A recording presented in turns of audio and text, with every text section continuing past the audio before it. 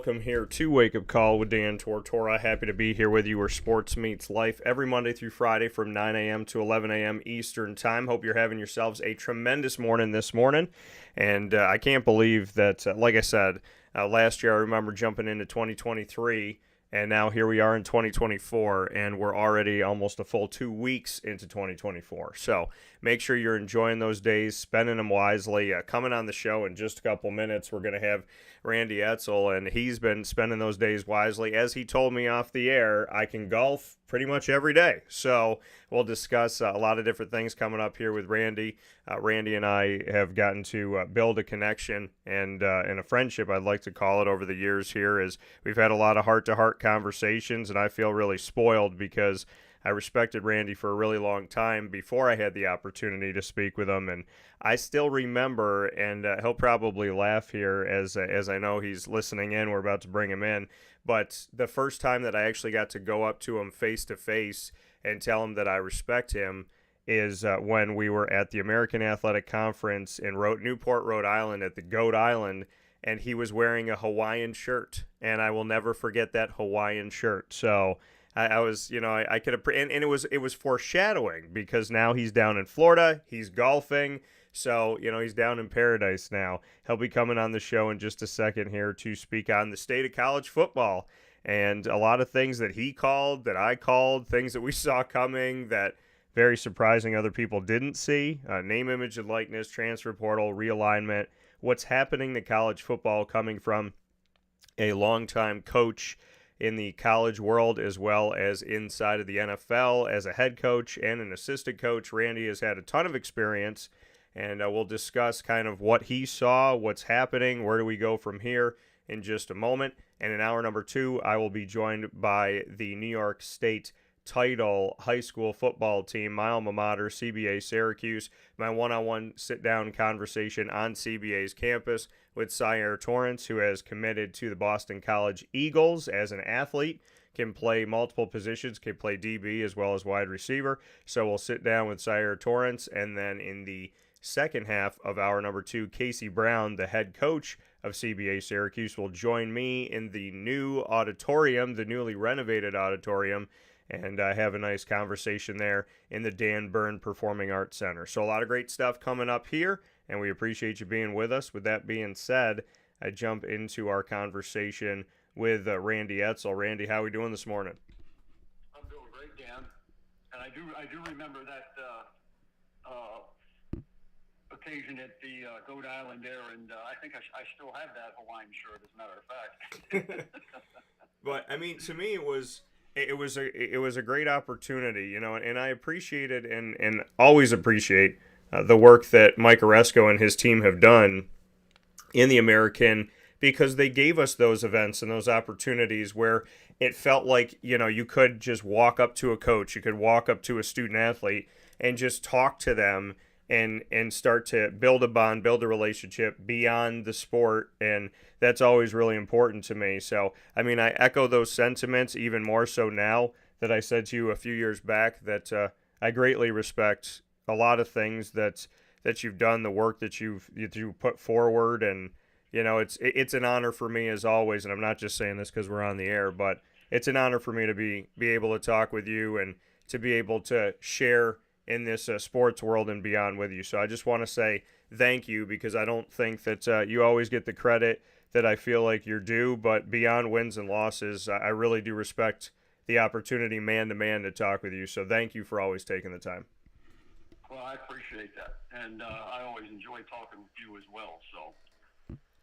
So with that being said, Randy, let's jump into this really non-confusing, easy subject, something that we're going to be able to figure out within the next 10 minutes, college football. And with that being said, name, image, and likeness, transfer portal, realignment, we could start wherever we want to start, but I want to go here first. Nick Saban, 72 years old, 17 seasons with Alabama, won 7 national titles, 6 with the Crimson Tide, and he says, hey, guess what? I'm out. Your thought, and this comes after a bunch of guys jump into the transfer portal. What are your thoughts on that move? Were you surprised? with Nick Saban saying, hey, you know what, I'm done, I'm retiring, do you feel like it had something to do with the wacky state of college football? How do you look at this? Because you spent a lot of time in the collegiate ranks, as like I said, as a head coach and an assistant. When you see Saban stepping away, what's that knee-jerk reaction from you? Well, it's not surprising.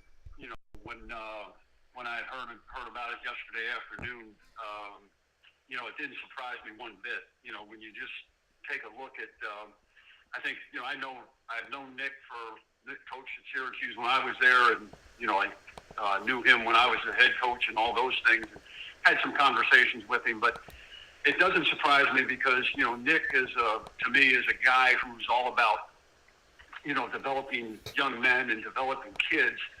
And, you know, the world of college football is no longer about that. It's, you know, with the transfer portal and name, image, and likeness and basically the free agency, I think he finally just said, I've had enough. I don't want to go through what's taken place anymore in terms of what you have to do. And, you know, he was always a relentless recruiter, but even the recruiting schedule has gotten to the point where you don't have any time off, and it's just constant 365 days, 24 hours a day, 7 days a week, and nonstop. And I think he, in my opinion, from the outside looking in, he just got to a point, he said, you know, I've had enough. I want to go and enjoy life and do the things that I can do as a grandfather and as a husband, and go do some of those things now and enjoy myself. So it didn't really surprise me, because guys who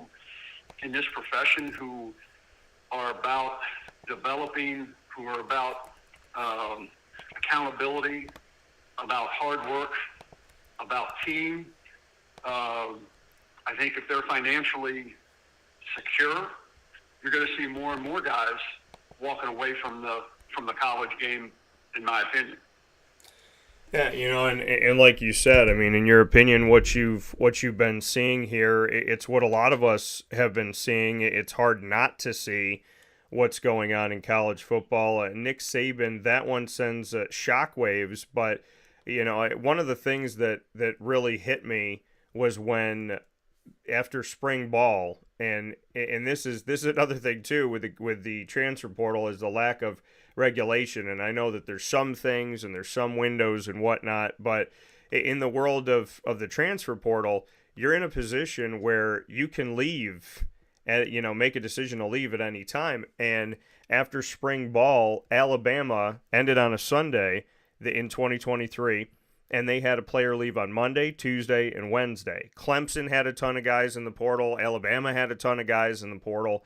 And I said, you know, I can't sit here and believe that people jump in the portal to go on to a better team, to go to try and win a championship, when they're leaving arguably the two best teams that we've had in the last decade to run away from that. What does that say about the portal? To me, it says more about name, image, and likeness. It says more about not wanting to compete. It says more about, you know, the money that they could get somewhere else, an opportunity. But when you're leaving Nick Saban going into the summer of your season coming up, that to me that was something that really stuck out. And it was the same thing with Dabo Swinney, to see that just guys exiting. I mean, essentially, it would be like watching the NFL and a guy just walking out of camp with the Colts and then showing up on the Raiders 2 days later. I mean, we don't even see this in the NFL.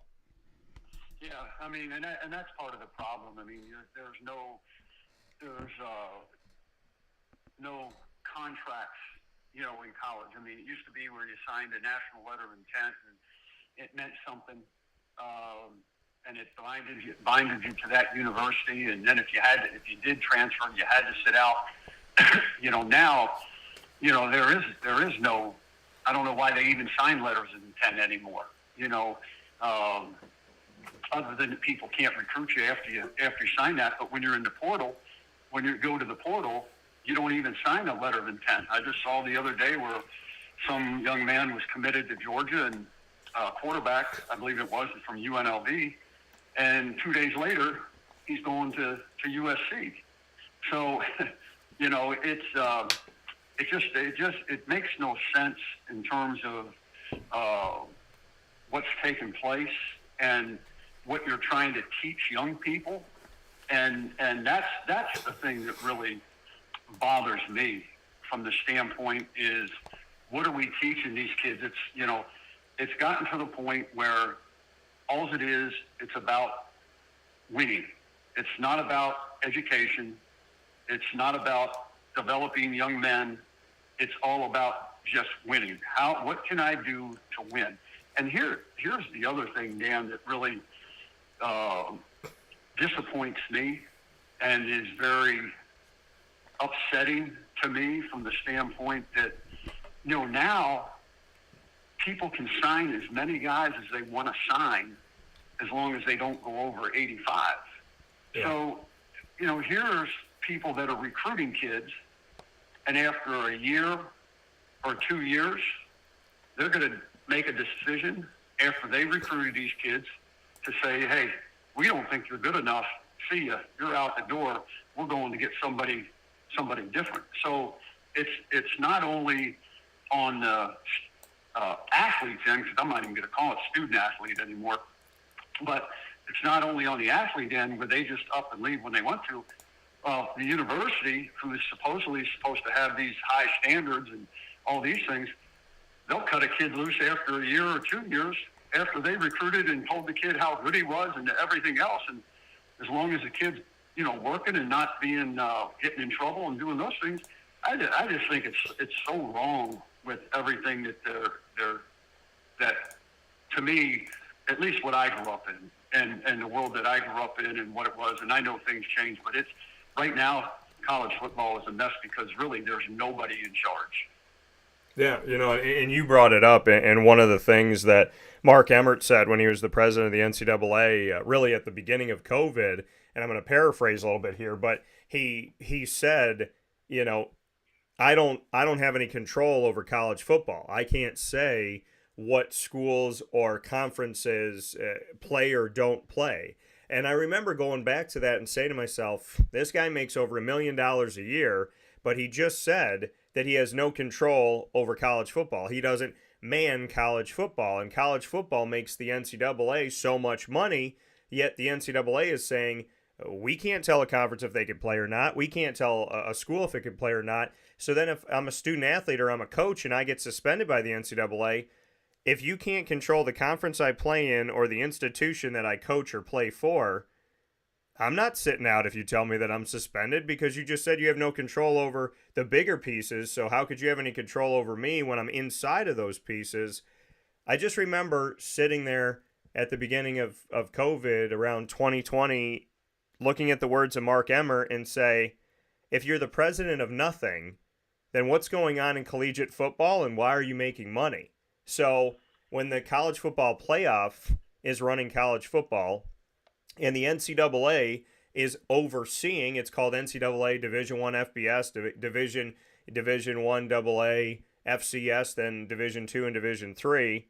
If you have to abide by their rules and you have to do what they say, but it's not run by the NCAA, I guess what I'm asking, Randy, is what is going on here? Is there a figurehead? What's happening? Because if the president of the NCAA doesn't run college football, then who's running college football? And if the college football playoff is running college football, then college football is being run by television. So isn't that what it is? I would agree. I think that ESPN has a big say in what happens with college football. And I think you saw that this year with the college football playoff. And it's the conferences.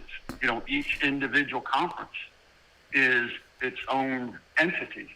The NCAA is just a governing body for rules, regulations, and those things. It has no input, no say as to what happens. That's all just the conferences, and then the conferences and TV. And I think TV has driven expansion. It's driven the college football playoff. But there is still not one person who's the commissioner, so to speak, of the bowl champion, the football championship playoff, college football playoff, and until something like that happens, you're going to end up having, this entity basically being rudderless out in a wide ocean, just going wherever it wants to go. And everybody's seen that with expansion and all the other things that have taken place over the last 3-4 years. Yeah, and like you said, I mean, when there's nobody overseeing this in the NCAA world and it comes down to television and whatnot, I want to go to Florida State for a second. You're down in the Florida area and not too far away from Tallahassee. Florida State was punished. Florida State won. They did what they were supposed to do. They went undefeated. They won their conference championship in the ACC without their quarterback, Jordan Travis. And then we step into the College Football Playoff Selection Committee. I've said pretty much for many years, I said the College Football Playoff in the preseason, in my brain, has already been decided of Alabama, another SEC school, Big Ten, and then there's an open spot. And that open spot, if it's Clemson, is filled by Clemson. If it's anybody else in the ACC, then it's not necessarily filled in. I could tell you in the preseason that Ohio State or Michigan was going to make the College Football Playoff. Alabama had a good shot of making it. And another SEC would have been Georgia. And then you have that other spot. Where's the fairness when I can tell you in August who's probably going to make the College Football Playoff? Florida State at the end does everything that they're supposed to do, and you got all these guys on your roster. You got 85 scholarships, 100 some odd players when you look at walk-ons and whatnot, and you punish the team for something out of their control, for the injury of one player. But when Tua went down for Alabama, Alabama wasn't punished. When Ohio State had to make sure that they were good during COVID, they made sure the game was late enough that the guys would be able to come back. So there has been preferential treatment set aside for certain schools, certain conferences, but not for Florida State. And I'd love to get your thoughts on that one player over something they couldn't control was punished, his team was punished, his institution was punished because he happened to get injured in a season where they did everything they were supposed to. Right, and that's the thing. It doesn't come down to what you did on the field. It comes down to a beauty contest. And here was my thing. And I'm off Twitter. I don't get on Twitter anymore. But my thing was I put something on Facebook and I just said, ESPN does the college football playoff show, and they're heavily in. I mean, they got the contract for those games and everything else, and they're going to probably renew it. But there's a little bit of a conspiracy theory in it for me, and just sitting there watching and observing, because I know enough about what's the game and everything else. But nobody from ESPN, Reese Davis, or any of those people asked the question to Lou Corrigan, the head of the College Football Playoff Committee, about Florida State lost Jordan Travis 2 weeks earlier, and once they lost him, they didn't move him.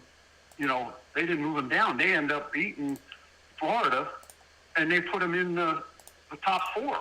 They were number 5. They put him in the top 4. Well, they lost the guy, and then the next week they beat Louisville, and they drop him down. So you tell me what's going on there? Why didn't somebody say, well, if you say your criteria, you lose a player, well, then why didn't they get dropped down the week before when he was out? Because ESPN didn't want to. I mean, the College Football Playoff didn't want to do that at that point in time, because they thought that Florida State would get beat by Louisville and it would take care of itself, and it backfired on them. Yeah. And then ESPN gets involved and say, okay, we got this big deal now. We're going to be, we're with the SEC. Well, we ain't letting those people out. So I guarantee you there was some backdoor, in my opinion, there was some backdoor stuff going on And I know that the Attorney General here in Florida, sued to get all the correspondence between the College Football Playoff Committee, people, with ESPN and all this stuff. So, but it just doesn't. I mean, and that's the problem. It all comes down to money. I get it, understand it, but when you have the people that are in charge, when ESPN doesn't even want to ask that question, that's an issue for me, saying that there's some backdoor things taking place, during this whole thing. And it's sad because, who knows if Florida State could have beaten any one of those other three teams in a playoff. Their defense was pretty darn good, and people can win with defense, and to say that it's, it's all in that, I agree, those kids and everything else, and it's just a shame. But the problem is, I don't see anything changing as long as they have the current system, in place. Well, yeah, and now as they look to expand, speaking here with Randy Edsall, longtime head coach and assistant coach in the college football and pro ranks here on Wake Up Call with Dan Tortora. When we look at the expanded playoff going to 12, the plan, the way that it was supposed to go about, the structure of it, was that it was supposed to be the top 6 highest ranked conference champions, which we know would have included the SEC, the Pac-12, the Big 12, the Big 10, and the ACC. And that 6th one would be one of the American, the MAC, Conference USA, the Sun Belt, or the Mountain West. Now that the Pac is nothing, and I mean, there hasn't been that official, like, the Pac name is dead and all of this is dead. There's not an official, like, Washington State and Oregon State aren't going to try to revive it at some point. It's, hey, they've made a deal with the Mountain West. They're going to play a certain amount of games there, but they're not called a Mountain West school. It's strange where the Pac is at right now because there is no Pac. But with the Pac-12 being gone now, and I've talked to some people about this, they said, this is on the table still, is how they're going to structure it. Are they going to say the top 5 highest ranked conference champions and have 7 at large instead of 6 at large and 6 automatic? I mean, this is where we're at right now. We have an expanded playoff, Randy, but we have an expanded playoff without the Pac. So does the expanded playoff, does it help the American and Conference USA, Mountain West, the MAC, and the Sun Belt? Or is this just going to be more of the same? How do you look at the expansion? Well, I have a different thought on that than probably most people, but I think, with what's taken place with everything right now is the time to have a Power 4 championship and a Group of 5 championship, because ultimately the people in the Group of 5 can't compete with the Power 4. That's not going to happen. And I think the bowls are a waste. They really don't mean anything. And especially when you have 5 and 7 teams getting in, or 6 and 6 teams that get in, and they end up with losing records for the season. What kind of reward is that? I just wish that they would, finally get to what, should happen is the Group of 5 should have their own playoff, just like FCS Division II and Division III. And the Power 4, should have their playoff, and just do it that way. Because, one of the issues that I have with the expansion, you're going to have 16 teams, you're going to have 18 teams in these conferences.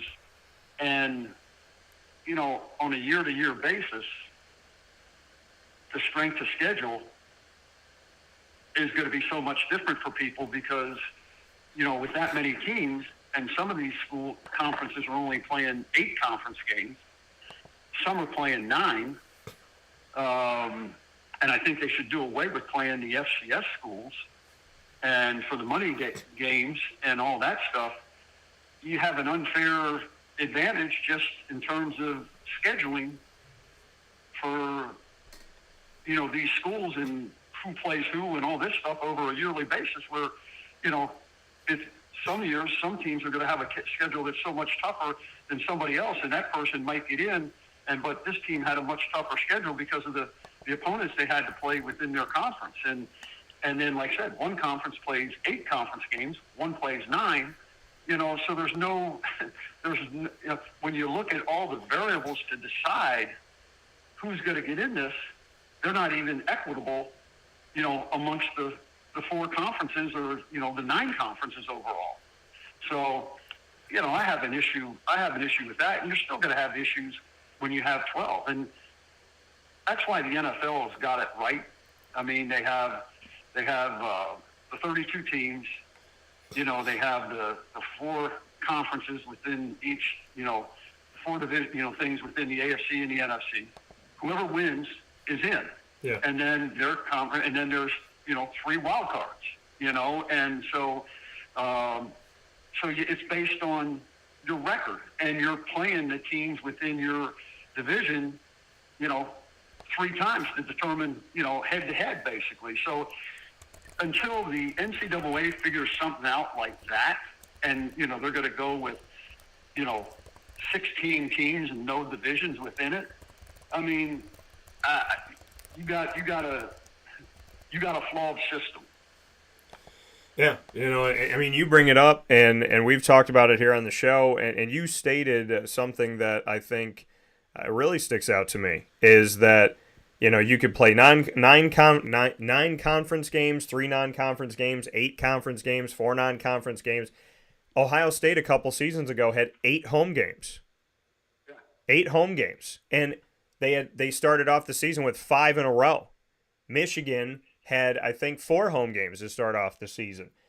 There's definitely this just kind of strange, what is the criteria? What is it going to be? And like I said, when I can tell you who's going to be in the college football playoff more often than not in August, why are we playing games when I can be at least 75% correct a lot of the time? And, I mean, to me, are we getting a true national champion? What I thought, and I think I might have said this before to you, Randy, is, I said over 2 years ago that I saw that the ships were moving in this direction, and that direction was that the SEC is going to maybe try to get to 20, somewhere around there, and then get to 18, get to 20, and move forward by themselves, form their own playoff, and have their own championship. If they can get a Florida State, if they can get a Clemson, a Miami, bring those in. I think Clemson and Florida State would be the silencer for them, and if they were able to do that, that they would go off on their own. I saw the Big Ten make those moves in the West Coast of Oregon and Washington and USC and UCLA, and to me what that was the Big Ten saying, hey, SEC, you're going to go off on your own. We're going to make a case that we should come with you. We'll take the Midwest and we'll take the Northeast, and we'll also take the West Coast. You take the South Middle and the Southeast, and if you look at us on a map, we're literally gonna touch and account for this whole part of the United States. Then we're gonna miss this one sliver of the United States where there's none of these teams competing for a national championship regularly, and then we'll take the West Coast. So arguably, if you let us come with you, we can form our own league, have our own national champion, and if we can pull in Clemson, pull in Florida State, pull in a Notre Dame, then we have all the products that we need. And who's going to say that we're not the national champion when we have Oregon, we have UCLA, we have Penn State, we have Ohio State, we have Michigan, we have Texas, we have Oklahoma, we have Alabama, and so on and so forth. Over 2 years ago, my belief was that the autonomy group, over 5 years ago, I thought the autonomy group would eventually move away. And now I believe in the last couple of years, it's not the autonomy group, it's the SEC, maybe the SEC and the Big Ten, that would move away, form their own league, have their own playoff within their conference, and when that playoff is done, have the SEC champion play the Big Ten champion for the rights to call themselves a national champion. I don't think that that's far off, and I didn't want to be right, Randy, but it looks like something's going to happen where one of these conferences is going to say, you know what, I've had enough. I'm not going through all this stuff. We got enough talent. We got enough money. We have enough people watching. We're going to form our own. Well, that would not surprise me one bit, and most especially with ESPN behind it, with the SEC, and then they have the, they have the capabilities of, with all their different platforms to be able to, broadcast those games, because you saw that, basically, and, hey, the commissioner, of the Pac-12 probably didn't help himself or whatever, but, there you saw that conference dissolve, and because of their TV contract. And, it's going to be interesting to see what happens with the Florida State lawsuit and the ACC's lawsuit against Florida State in terms of the grant of rights, because if the grant of rights thing blows up, you're right. The ACC is going to get, teams taken from it to go into the SEC and probably the Big Ten. How many? Who knows? But that could happen. And then you got the Big 12 sitting out there, kind of, by themselves a little bit, and them losing Oklahoma and Texas, they've kind of lost their luster a little bit. So it's going to be really be interesting here, in the next 2 to 5 years in terms of where does this all eventually go. And the other thing that's, you sit here and you see that, with all this money that's being made, why isn't, if ESPN is so invested into college athletics and everything else, and these conferences want to talk about, the athlete welfare and all these sort of things, then why aren't these universities or ESPN and these conferences dictating that, hey, you take,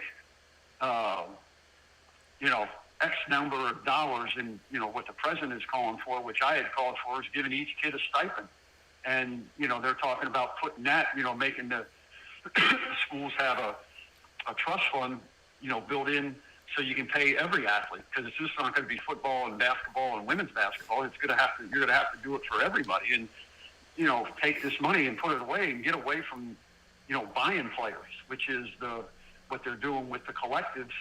And the name, image, and likeness. You see that, and that's the other thing that just sours me on college athletics, is you're basically giving kids money for not doing anything.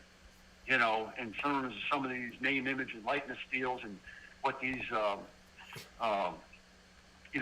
collectives are doing is just it's just not right. And you're promising these kids out of high school money who haven't even demonstrated that they can do it at a high level or do it at a mediocre, average level in the college game before they even get there. And when you have college kids making more than a pro athlete like Brock Purdy as a quarterback, there's a problem with that. And that's one thing. I had some people call me and say, "Would you donate to a collective?" I said, "No way. I just don't believe in that, and I wouldn't give any money to a collective where you're going to give it to a kid, and then you hear where, okay, they're going to buy sneakers, they're going to buy this, they're going to do all these sort of things. I just think that that is a mess in itself, and I don't think anybody's enforcing that, because of you can't tell me that some of the best players at these schools aren't getting contacted through people at other schools and telling them that, hey, you come here, we'll give you $1 million, or we'll give you $500,000, or we'll give you $250,000 to come here. That's taking place under the table and behind the closed curtains. But you haven't seen anybody punished for any of that stuff yet, and you won't. No, and speaking here with Randy Edsall, longtime coach in the college and professional worlds, in that football world, and Randy and I have had the opportunity to cross paths and speak over the years, and we're talking about the state of college football right now. Looking at, in what you just said, I mean, one of the things that really kind of stands out to me, and I know some Syracuse fans probably will flip out when I say this, but it's how I feel, it's how I was raised, it's the morals and values that I have had as a guiding light since I was born.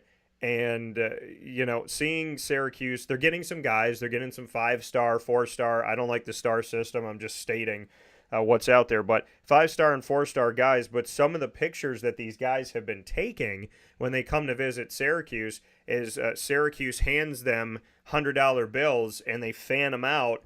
And they're sitting in king chairs. They got hibachi. There's a Lamborghini behind them. And they're holding up $100 bills. To me, there's, I respect the fact that Fran Brown has been able to bring in players that other people haven't, and I'm excited to see what that could be.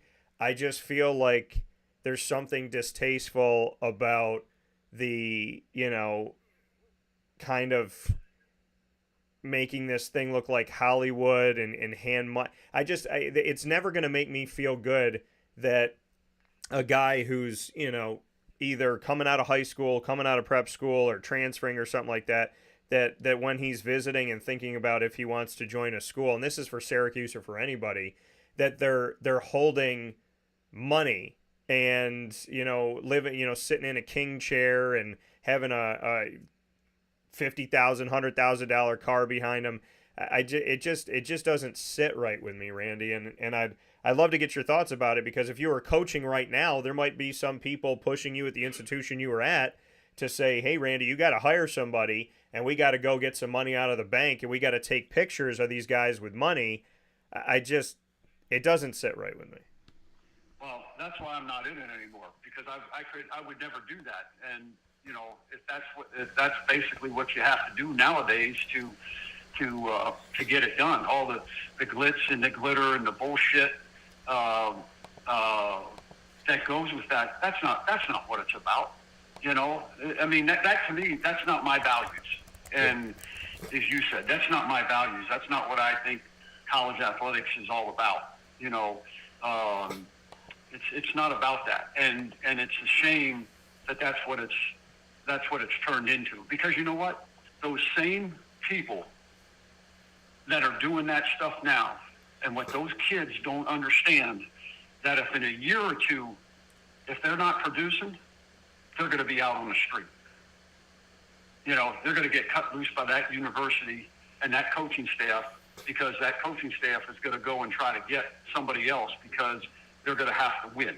And so they're basically doing that stuff, but yet then, like I said, a year, 2 years, 3 years down the road, take a look and see how many of those kids are still there, and see what's taking place. And that's what's sad. That's what's sad, that there's people in this profession who think that's the way to success, and at the expense of a young person.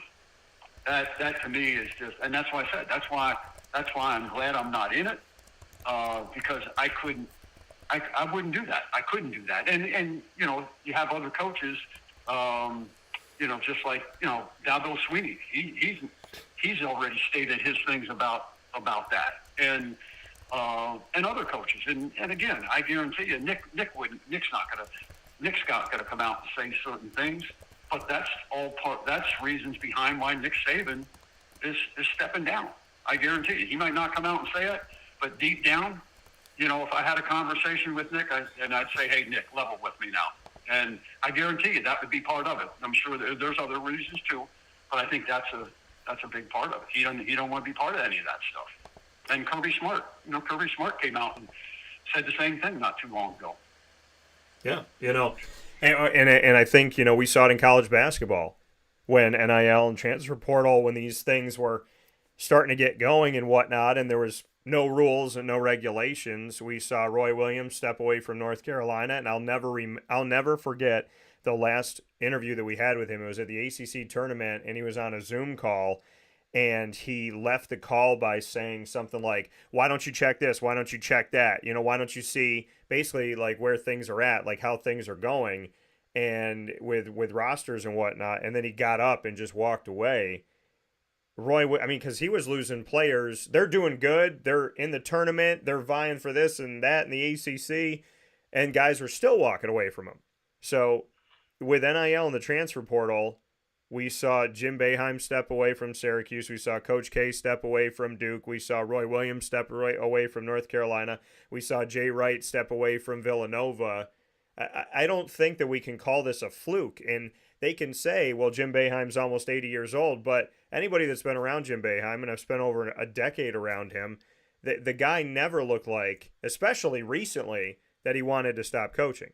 Coach K didn't look like he wanted to step away in his early 70s. Jay Wright was 61 years old when he decided to step away, and Roy Williams has been through a lot. Roy Williams had knee surgery and walking around with a cane for a little while, and he was still out there coaching and doing his thing. So I feel like people who don't see a direct correlation between NIL, transfer portal, realignment, and no control over collegiate athletics, if they don't see that as why these fantastic Hall of Fame coaches are stepping away, or at least a piece of it, then I feel like they don't want to see it, because there's no way to me that these coaches of this caliber are stepping away within the last 3 years, and it's just a coincidence that they all decided to leave.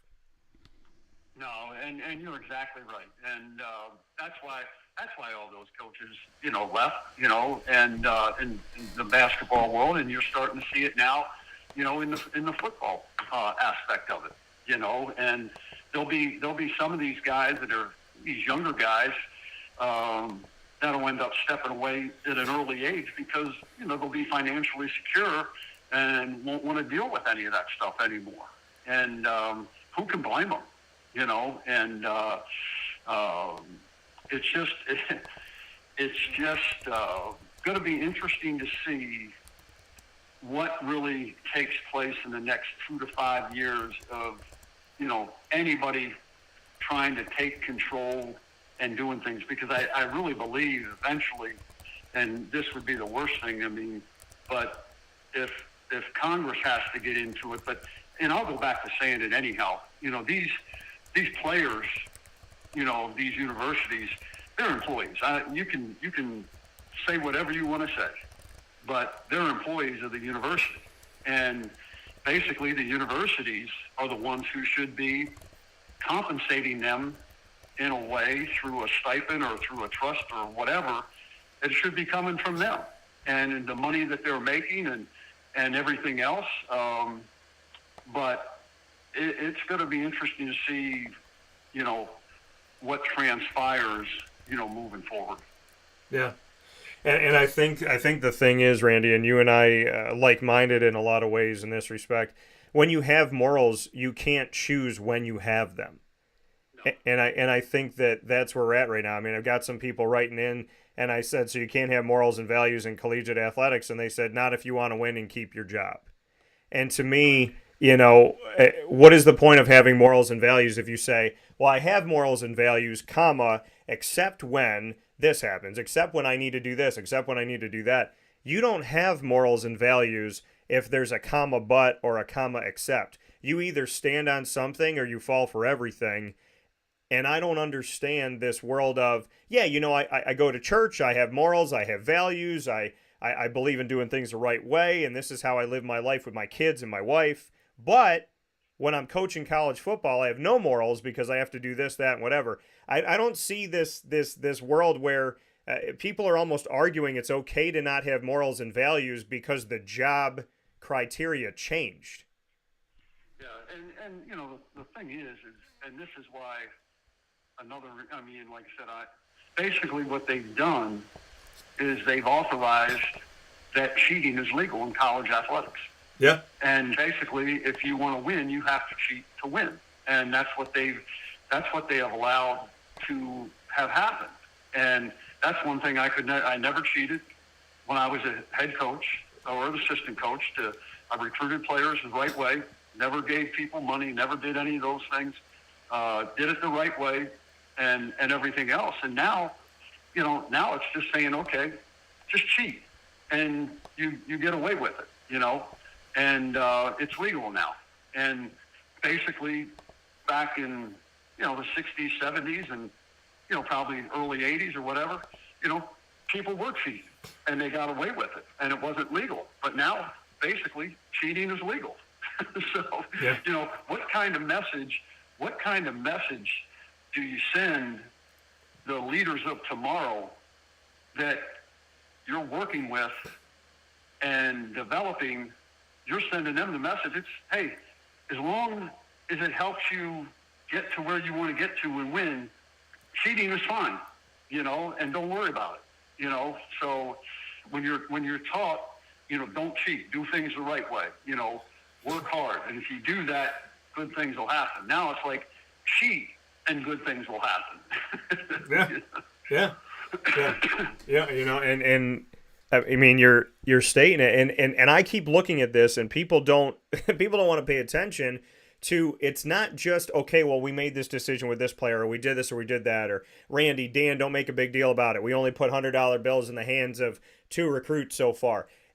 To me, what you're doing in this world is, like you said, cheat to win, cut corners, do whatever you can, screw people over. I have head coaches and athletic directors that have come to me and told me that current ADs and current head coaches in college football that have come to me and told me, hey, we know that people are coming after our players illegally because our players will come to us with text messages from coaches that says, hey, if you get in the transfer portal, we will pay you X amount of dollars. Well, they're trying to coerce players. Trent Dilfer came out publicly and said, some people know my roster better than I do. So, there's this, playing to your point of, there are no rules, and the few rules that may kind of sort of be there, people are not abiding by them. And anybody that thinks that someone's getting into the transfer portal, that every player that enters the transfer portal is doing it with no knowledge of anything, that's not true. Some people are not going to get in the transfer portal unless they know people want them. They're not going to get in the transfer portal unless they know there's more money there.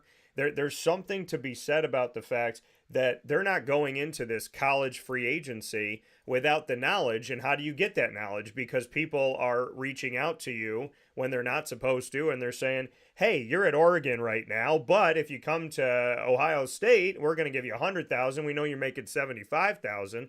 And I'm just using that as an example, not saying that that's happened, but there's things like that I've been privy to in conversations that people have shared with me of saying, we know that people are in our roster. We know that they're making phone calls because our players have been moral enough to come to us, to come to the coaching staff and say, Coach, here's the text message, and hand them the phone and show them that. So, I mean, I don't know how you – and then when you look at the world of college football and the fact that, the coaches go and you guys have summits and meetings and annual stuff and all that, I don't know how does that shake down when you go and you have these meetings for conferences and you have these meetings as Division I, or you have college football meetings with D1, 2, and 3. How are you supposed to be in a room of your peers knowing that at that table right over there, 3 of those guys have been trying to get players out of your roster?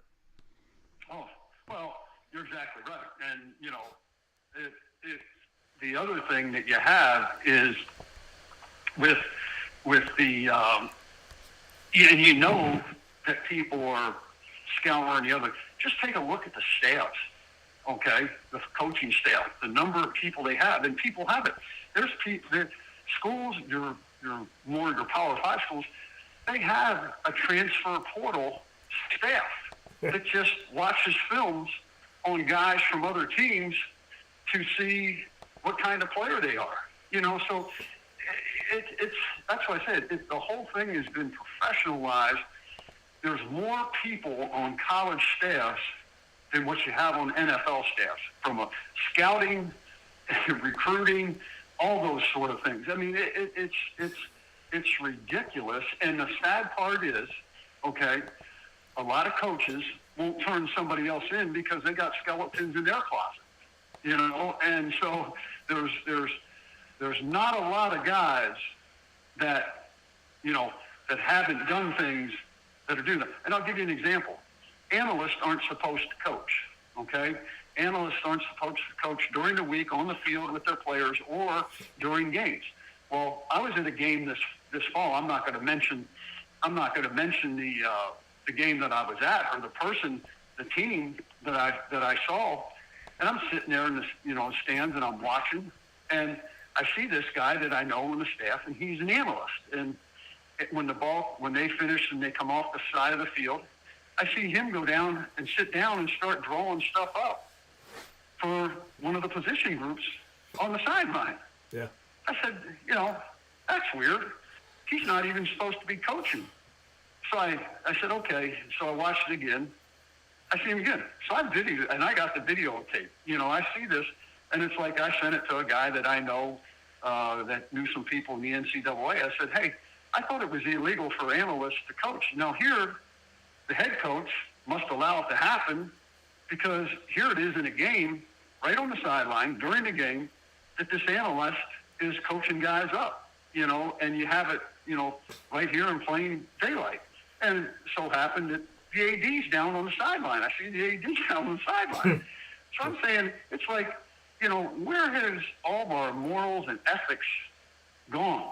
And it's like, people don't give a shit. We're just going to do it. And, and that's why I said, people get upset with Michigan with supposedly, what was going on with them. Well, every school's doing, for the most part, every school's doing something, and so it's just crazy because it's back to the NCAA. There's no enforcement, and nobody wants to do anything. And unless they don't like that particular school, and to me, the NCAA doesn't like Jim Harbaugh, and they didn't like Michigan football, so they get after them. But there's other people that do things who are the sacred cow, and nothing's going to happen to them. Yeah, and I think we've seen that. We've seen it happen plenty of times. Jim Boeheim loses 101 games for one paper, a few $100s from a YMCA, a few things there. But then North Carolina gets investigated, and HBO does a special about how guys were getting bachelor's degrees in certain areas without having to take any of those classes. They asked one guy what his major was, and they're trying to remember what it's called. They're taking yoga classes. And then you see stuff with John Calipari. Everywhere he went, the school got in trouble, but John Calipari never got in trouble. Yet Kelvin Sampson had a show cause penalty on him for 5 years that if you hired him, you were automatically going to be under investigation. So, I mean, we know that the NCAA has consistently proven that they have no consistency. So the only consistency about the NCAA is a lack of consistency. And right. And here's the other thing that I kind of laugh at and chuckle at with the transfer portal is, some of these kids are transferring, twice and all this stuff. I mean, how many these schools must, now I think everybody has a curriculum where they can place people and they'll take any. But it used to be hard to transfer enough degree applicable credits into a degree program when you transferred. Now it doesn't seem like academics is any issue anymore in terms of transferring credits. So yeah. everybody must have the whether it's at the graduate level or if it's at the undergraduate level, everybody must have the bachelor's and a master's of general studies. So whatever courses you've taken at another school, we'll accept all of them, and you can go into our general studies curriculum, whether it's a bachelor's degree or whether it's an undergraduate degree. Yeah. No, I mean, and they said that too. I mean, you look at DJ Uiagalelei, and he's been in 3 schools now in 4 years, and somebody brought it up. They're like, what about transfer credits? Schools don't always take the same credits. You got to take the same thing over and over again. And then, I'll laugh and look back at them and say, but that's under the assumption that they're going to school. So, there's that side of it. Let me ask you this, Randy. I know you got out for many reasons, but, you said, hey, I'd sit down with Nick Saban and I would say to him, hey, just level with me. So I'm going to ask you to level with me because you and I have talked about a lot of stuff over the years. What was the nail in the coffin for you? Was it all of this stuff on the horizon that you and I talked about, seeing NIL, seeing the transfer portal, realignment, and all of this? Was it something else? What for you was the nail in the coffin of, I love football, I love coaching, but this is enough? What was enough? Well, I think, number one, you couldn't coach the way you used to be able to coach, and that's just meaning, it was hard. You got backlash for holding people accountable, and disciplining kids when they didn't do the right thing. That was getting to the point where you couldn't do certain things. Plus, the fact is, in the situation that I was in, you were an independent. You weren't in a conference, so you really didn't have much of an opportunity to win and to do certain things. But then it was also with these things that, the transfer portal, you saw the name, image, and likeness coming. You saw the wokeness that was starting to infiltrate into universities, and that affected athletic departments. And I also think that the other thing was the coach wasn't, athletic administrations have changed. And there's a lot of athletic administrations that think they're the owner, the general manager, and the coach. And when you've come up through the system, when you had former coaches who were ADs and understood what was going on, it made it a whole lot easier than these guys coming out of these institutions that were sport management majors and things along those lines, and maybe didn't play sports or have a real big sports background, that didn't understand what it took to coach and put things together. I think those were the combinations of things. And then plus the other thing is, it was to the point where the recruiting, how that changed, you never got a break from it. The early offering of kids, I hated. I didn't like that, because, people, if you were good, the other thing was, I didn't want to compromise what I stood for. And if I was going to have to be successful, I would have had to compromise what I stood for, and I just couldn't look myself in the mirror and do that. That was probably the biggest thing, Dan, is I wasn't going to compromise what I stood for in order to take what you need to do to win in this day and age now. And I just wasn't going to do that. I hadn't done it all my life, and I wasn't going to start at age 63, 64, doing that. And so I said, you know what? I'm going to go enjoy life. I'm going to have fun, and I don't regret 1 minute of the decision that I made.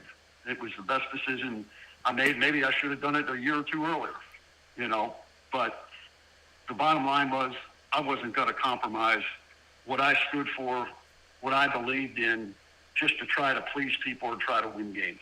Wasn't going to do it.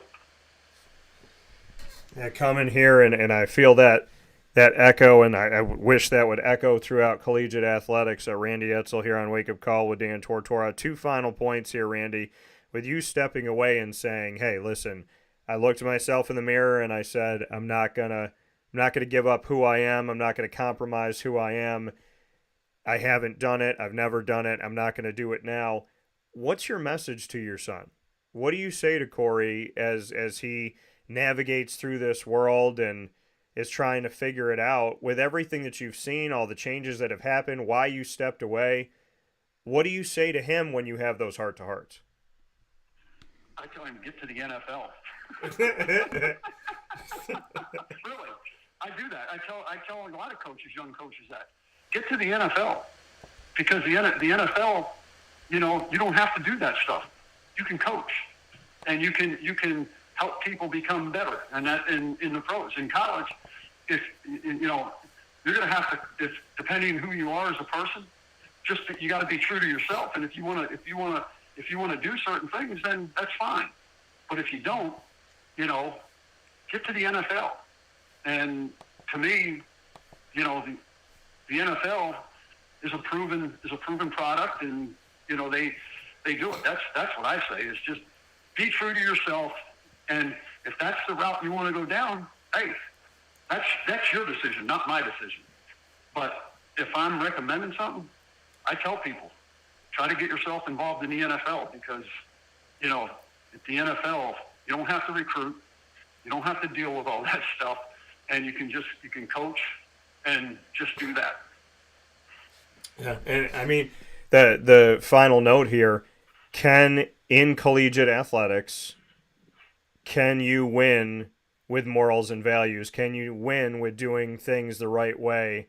With everything that we talked about today and things that you weren't willing to compromise, I ask you the question, can morals and values win the day? Can a coach who can coach, who refuses to lean into these things that have taken over collegiate athletics, refuses to buy players, refuses to use NIL as a transfer portal luring, refuses to have those conversations that they're not supposed to be having, refuses to let this like weird stuff going on in society leak into that, who refuses to disrespect and do things in a backwards way, doesn't hand money to players during a recruiting visit and whatnot.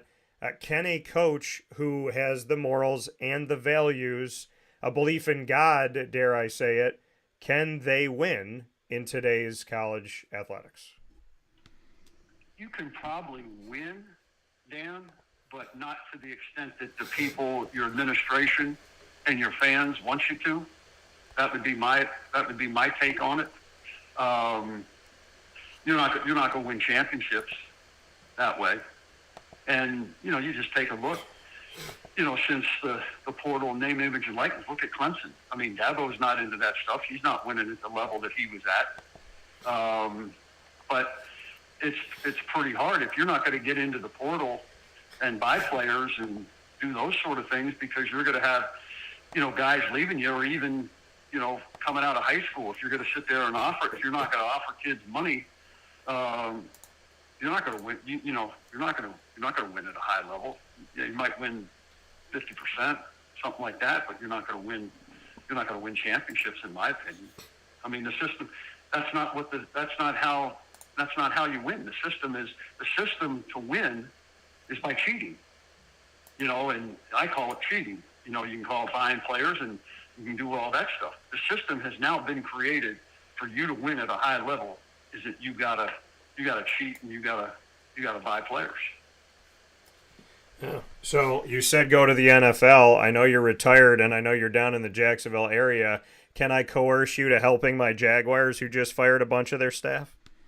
Oh no, I'm done. Hey, it's like I said. I had a good run. I'll remember the things about what was good about college athletics and everything. But no, I enjoy my life. And I don't look back. I just keep looking forward each and every day. And like I said, I got a golf match here this afternoon against an interclub match here, and I enjoy that. And yeah. I'm playing golf 6 days a week. I'm traveling with my wife and everything else, and we're doing things and stuff that I never did, and like I said, I could never compromise what I believe in, and go back and I couldn't coach in the college world today in terms of what I believe in and what my values I have for my values. Couldn't do it. Yeah, no, and I agree, and I respect it. I definitely respect it, and I think it's a beautiful thing that you have the opportunity that you have now and that you're enjoying things. My friend Cedric said to me last night, he said, your windshield is a certain size and your rear view mirror is a certain size, and that's for a reason.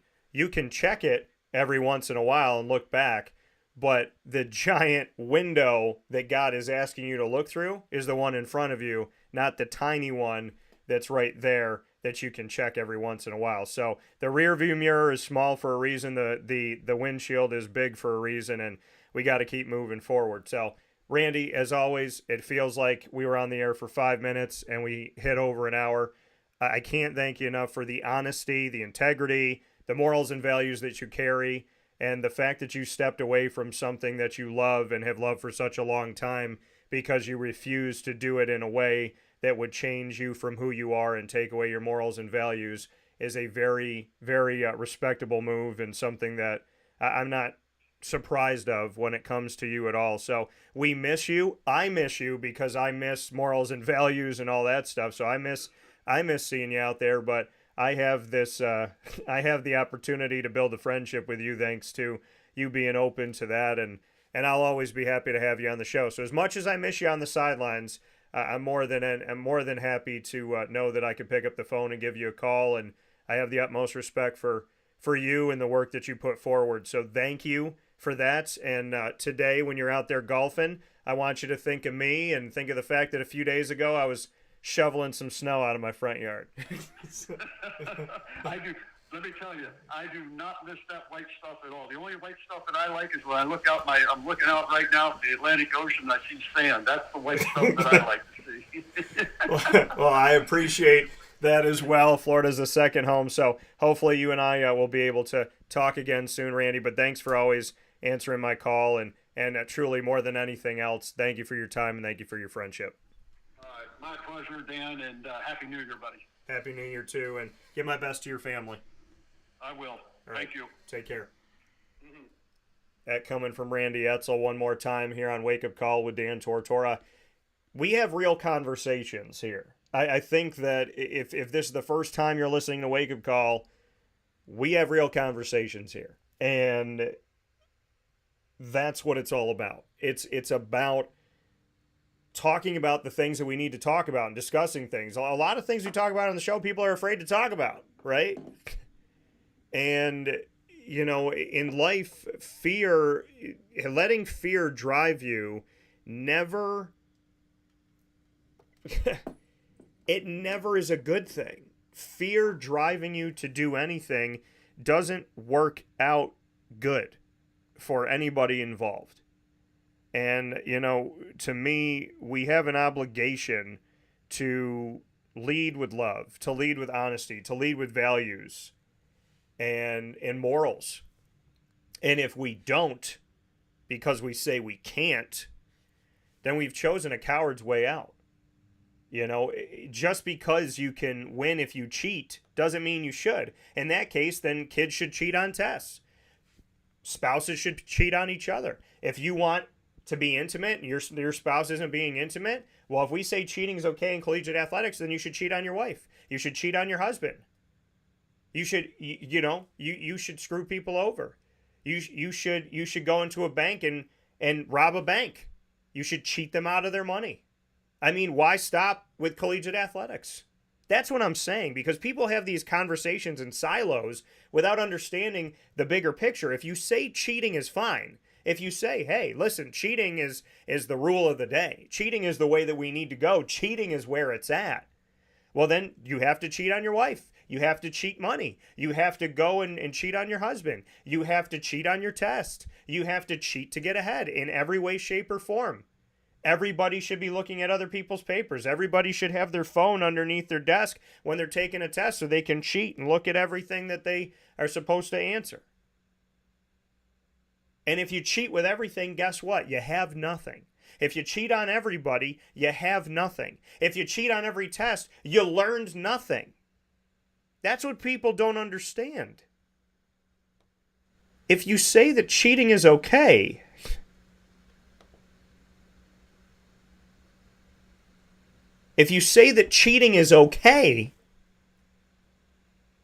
then you're going to cheat yourself out of a life. You're going to cheat yourself out of experience. You're going to cheat yourself out of learning anything. We are right now telling people of all ages, if you cheat to get to the top, congratulations, here's a trophy. Congratulations, here's a raise. Congratulations, here's money. Cheat, cheat, cheat, cheat, cheat, cheat at every cost. Let me tell you something. I don't stand for cheating. And I have lived my life of 38 years that is not what we do. That is not what I do. That is not how I carry myself. I've been cheated on and I don't cheat back. I don't eye for an eye. I don't cut corners. That's not who I am. Have I made mistakes in life? Absolutely. We all have.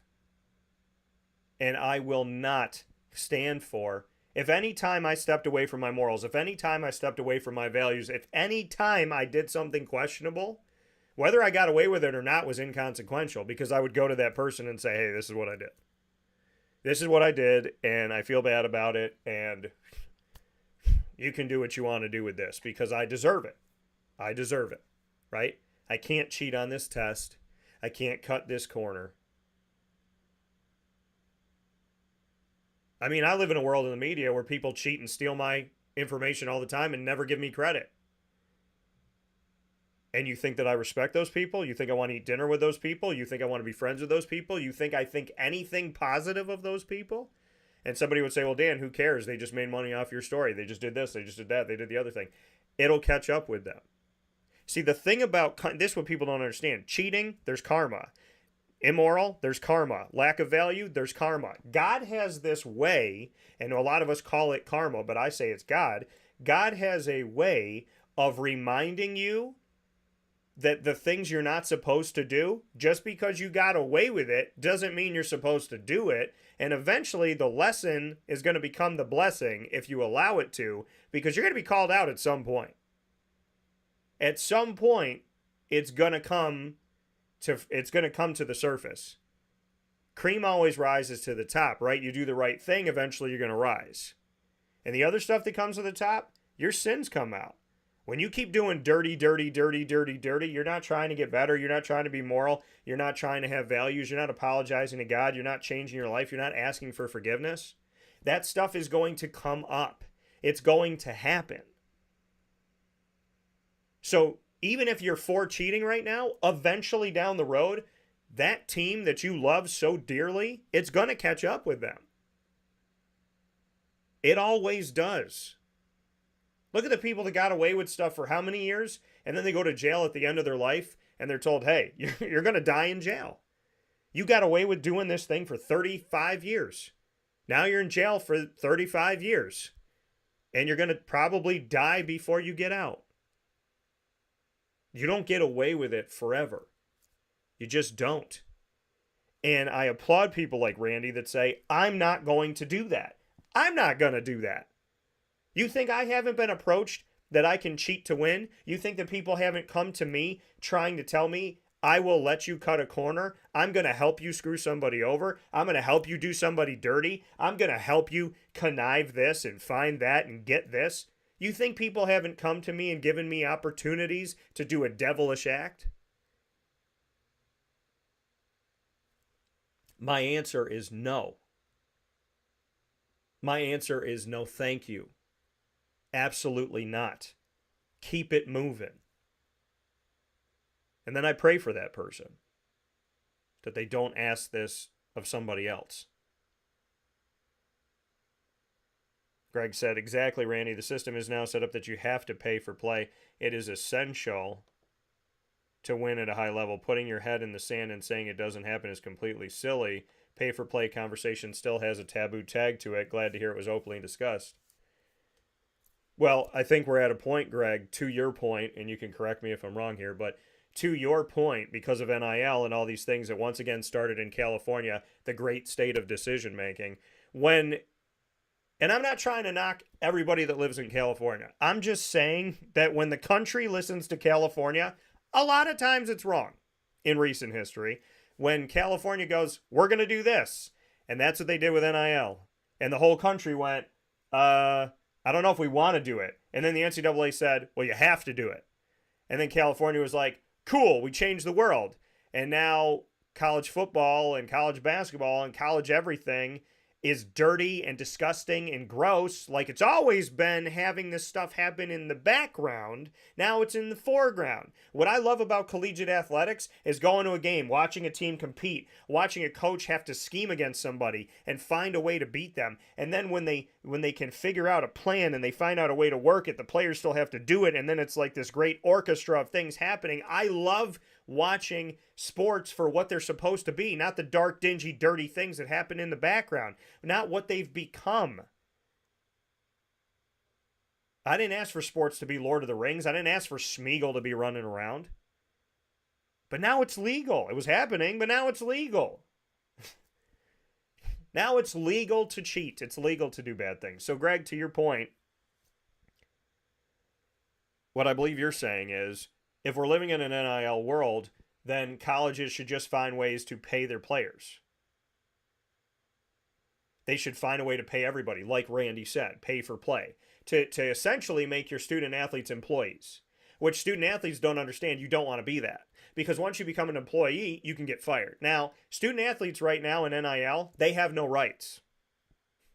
They have no rights, because what Randy said is absolutely true. If I pay you $100,000 to get you to come to my school and you don't perform in a year or two, I could take your money, take your scholarship, and leave you on the street, because you have no protection. Because you're not employees, and even if you are employees, you could be fired. This is what people don't get. It's all well and good because people are short-sighted sometimes. Not everybody, but some people live in a short-sighted world. I always look down the road, but there's people that are short-sighted. And short-sighted people that are student athletes would say, I'm making money right now. Cool, cool, cool, cool, cool. I'm making money right now. I got bucks. I got down. I went from having 10 cents in my pocket to having 10 grand in my pocket. But you're not looking at what that's attached to. That money is attached to a string. That string is attached to a gun. That's what people don't get. Because that money can be taken away. That scholarship can be taken away. And God forbid the NCAA makes you an employee, you can be fired. You can be fired mid-season. You could be fired 4 games into the season. But some student athletes are just looking at it saying, I've got money now. I'm making money now. I could buy a Lamborghini now. I can go on a trip to Cabo now. But you're not thinking about what that means. Do you not think that in some, I'm not saying every institution, but in some institutions, all you are is a cup with a ball under it. And they're just moving it around. And when they pick it up and the ball's not under that cup, guess what? Your number's called. Now you got no money, you got no scholarship, and you have a good day, brother, sister. So pay for play, what that would do is that a university would say, hey, instead of our quarterback getting $100,000 and our wide receiver getting $15,000 and our defensive back getting $25,000 and everybody else on the roster getting squat, what we're going to do is we're going to give you all a stipend, and they already give a stipend, but let's say they give a bigger stipend, and they say to everybody, we're going to give you $4,000 a month, $3,000 a month. So you're going to make $36,000 a month, each of you. See, that's a lot of money. Then the school's going to cry poverty, because schools always cry poverty when they want money. But the schools that cry poverty, the ones that I've been around, that's funny to me. If you're poor, then who's rich? So I do believe offensive linemen should be paid if a wide receiver is being paid, because without the offensive lineman, they don't get the ball. But we don't hear about offensive linemen making a giant NIL deal, but we hear about quarterbacks making a giant NIL deal, and that quarterback would be lying on their back the whole game if not for those 5 guys in front of them, correct? So, there's a background, foreground in college athletics. The background is dirty and gross. The foreground is the beauty of the game. We still have the beauty of the game. But let's be real. The college football playoff, I don't know if it felt like this to you, but to me, this didn't feel good this year. It felt political. The college football playoff felt political this year. It felt like I was watching Fox and CNN fight with each other. It didn't feel genuine this year. It felt like it was set up to be this. And I don't want to watch a setup. I want to watch teams that, how is Georgia not there? How is Florida State not there? We deserve better. John Biscup, shout out to John. Got to have you on the show, John, because I owe you a phone call. 100% agree. He said base salary plus incentives. Everything is stat-driven, so it is easy to grade every player's performance. Game, practice, classroom. NIL is creating division instead of unity. Zero loyalty. Yeah, and I called all of this. I said all of this years ago. My example was simple. I'm a wide receiver playing at Syracuse. I get $100,000. Me and another wide receiver were both going after that same dealership, and that dealership gave me $100,000 and gave them nothing. So now that wide receiver has beef with B. and he doesn't like me, and he's pissed at me. So now in the locker room, I walk in and I'm wearing a gold chain and I'm talking about my money and I'm talking about where I'm bringing this honey for the weekend because I got it like that. And he pushes me. And I say, what's your problem? Because I got the money and you didn't. And he punches me in the face. Now there's a big brawl. Now there's a division. Why? Because of NIL. Why? Because I am getting preferential treatment over another wide receiver. What if you have two wide receivers on a team and it's the last play of the game and the quarterback is trying to throw a touchdown to win the game and two receivers in the huddle say the same thing? We both get a $10,000 incentive if you throw us the ball. Let us make the play because we want the $10,000. No, I want the $10,000. No, he wants the $10,000. So then right when we break the huddle, when Bob Smith and Dan Tortora say, throw me the ball, I go and I grab him and I touch him on the shoulder. Now, this isn't me. This is me in a hypothetical situation because I would never do this because this is not the type of morals and values that I lack. But let's say in this hypothetical situation, I go up to him after the huddle breaks and I tap him on the shoulder and I go, hey, I know that he wants the ball. I know that I want the ball, but I'm making 10 grand. He's making 10 grand. He didn't offer you anything. If you throw me the ball, I'll give you 3,000. I'll give you 33% of my 10 grand if you throw me the ball.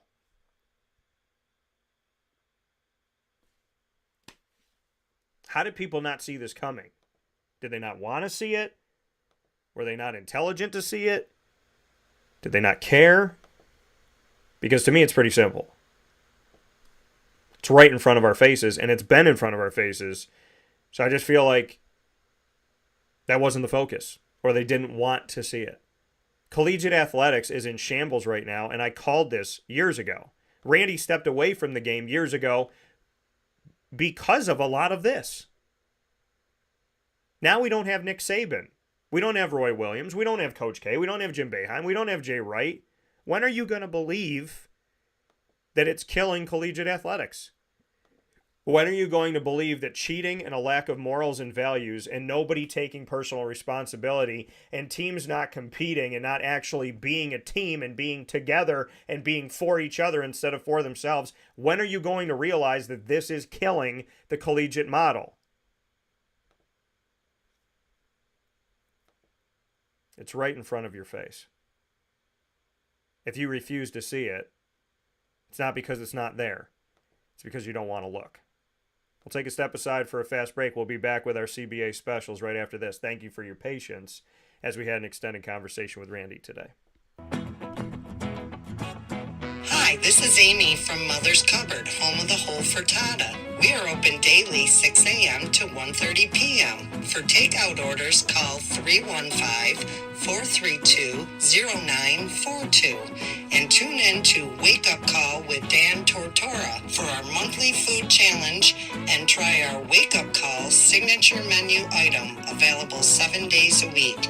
Here at Mother's Cupboard, we are Central New York, and it's our honor to serve you. Ma and Pa's Kettle Corn and Popcorn Factory remind us that every day is worth celebrating at 201 7th North Street in Liverpool, New York. Open Monday through Saturday in-store and always online at maandpaspopcorn.com. Serving our Central New York community and beyond, order anywhere, anytime at maandpaspopcorn.com. Stop in to get a tin at Ma and Pa's on 201 7th North Street in Liverpool, New York to get your half-price refills for the rest of your life. Come to Ma and Pa's for your holiday gift giving for family, friends, employees, and clients. And remember, for fundraising and events, to call 315-450-6272. That's 315-450-6272. Ma and Pa's Kettle Corn and Popcorn Factory. How corny are you? This is Jimmer Sikowski, owner-operator of Chick-fil-A Cicero, 7916 Brewerton Road in Cicero, right in front of the Home Depot. I had a deep feeling that God wanted me to do something bigger with my life and to help people, help others. I kept putting Chick-fil-A in my life, and I realized as I was going through the franchise selection process that positively impacting the lives of others was really core to what we do here at Chick-fil-A. First of all, it starts with the food. The food is brought in fresh daily. We bring in local produce. we prepare to order in the kitchen. We hand bread our chicken. We hand spin our milkshakes. It's great food. It doesn't taste like fast food. I think the second thing is the way people feel when they come in a Chick-fil-A restaurant. It's different. We try to treat people with intentional kindness here, which is very different and deeper than good customer service. And so I think it feels remarkable for most people to come in a Chick-fil-A restaurant.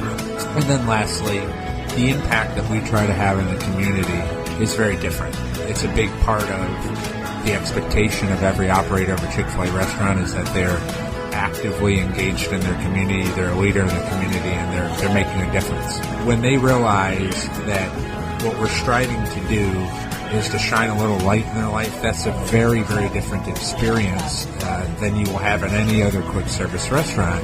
And it's that remarkable experience that I think people will emotionally connect with. This is Dan Tortora here on campus at Christian Brothers Academy. Very happy to be here sitting next to Syair Torrence. Congratulations, sir. Thank you. We have been talking throughout your time at CBA, throughout your recruitment, and it's been an interesting journey, right? An interesting road. Let's go back to the beginning and how recruitment started for you. What do you remember from that first initial phone call, offer, what you got back then? So my first offer was Syracuse. That was my freshman year. That was our COVID year for the season. And with that, I talked to the coach. It was just a great phone call. That was really my best moment, my favorite moment in my life for 17 years, but I'd be 18. But that was really my favorite moment that I received. And like having that phone call, that brought me so much joy and so much like, it just gave me more than just like, all right, you got one, but you could get way more. So that's what I took from it. And you had committed to Syracuse, then you had changed that decision to Michigan State. Obviously, Michigan State going through a coaching change, Syracuse going through a coaching change. So you've kind of realized how much of a business this really is, and that once you make a decision, things can change. So what went into, as you reflect on it, changing from Syracuse and then changing from Michigan State to reopen your recruitment? I mean, I had to think about it like just thinking about like, all right, this is a business world more than just like football. So I just got to think about it as a businessman. And with the coaches that I have around me, they taught me and like showed me, all right, this is the pros and cons to this. This what might happen. This will maybe not happen. So really, it was just me not getting my hopes too high, but not having my hopes too low. It was just me just staying normal, just staying neutral that we always talk about. Never get too high, never get too low. So going through all of this, did it feel like a whirlwind? Did it feel like a tornado at times because you commit and then you kind of change your mind, bring it back out, reopen your recruitment? Was it stressful? Did you, like you said, did you stay even keel through it all? How do you reflect on kind of the emotions of the recruiting process? I mean, it was definitely emotional with a lot of, like, for me, I had a long experience with it. I had a lot of emotionals, happiness, sadness, stressfulness, depressedness. Some days it was just, some days it'd be rough, but looking back at it, it's like, I'd do it all again. I would never change it. Like, to get to this position I'm at right now, I would not change it, nothing. So when the recruitment opened one last time and you put yourself out there, what was it like as far as the response from the schools? Was it schools that you had heard from all along? Were there new schools that came into it? How was that kind of last phase of recruitment for you? I mean, it was still the same schools that wanted me before. It was a couple of new schools that wanted me, but they didn't want to pursue me very that hard, but it's okay. I'm still happy and grateful to be right here. So Boston College, you say yes. Why?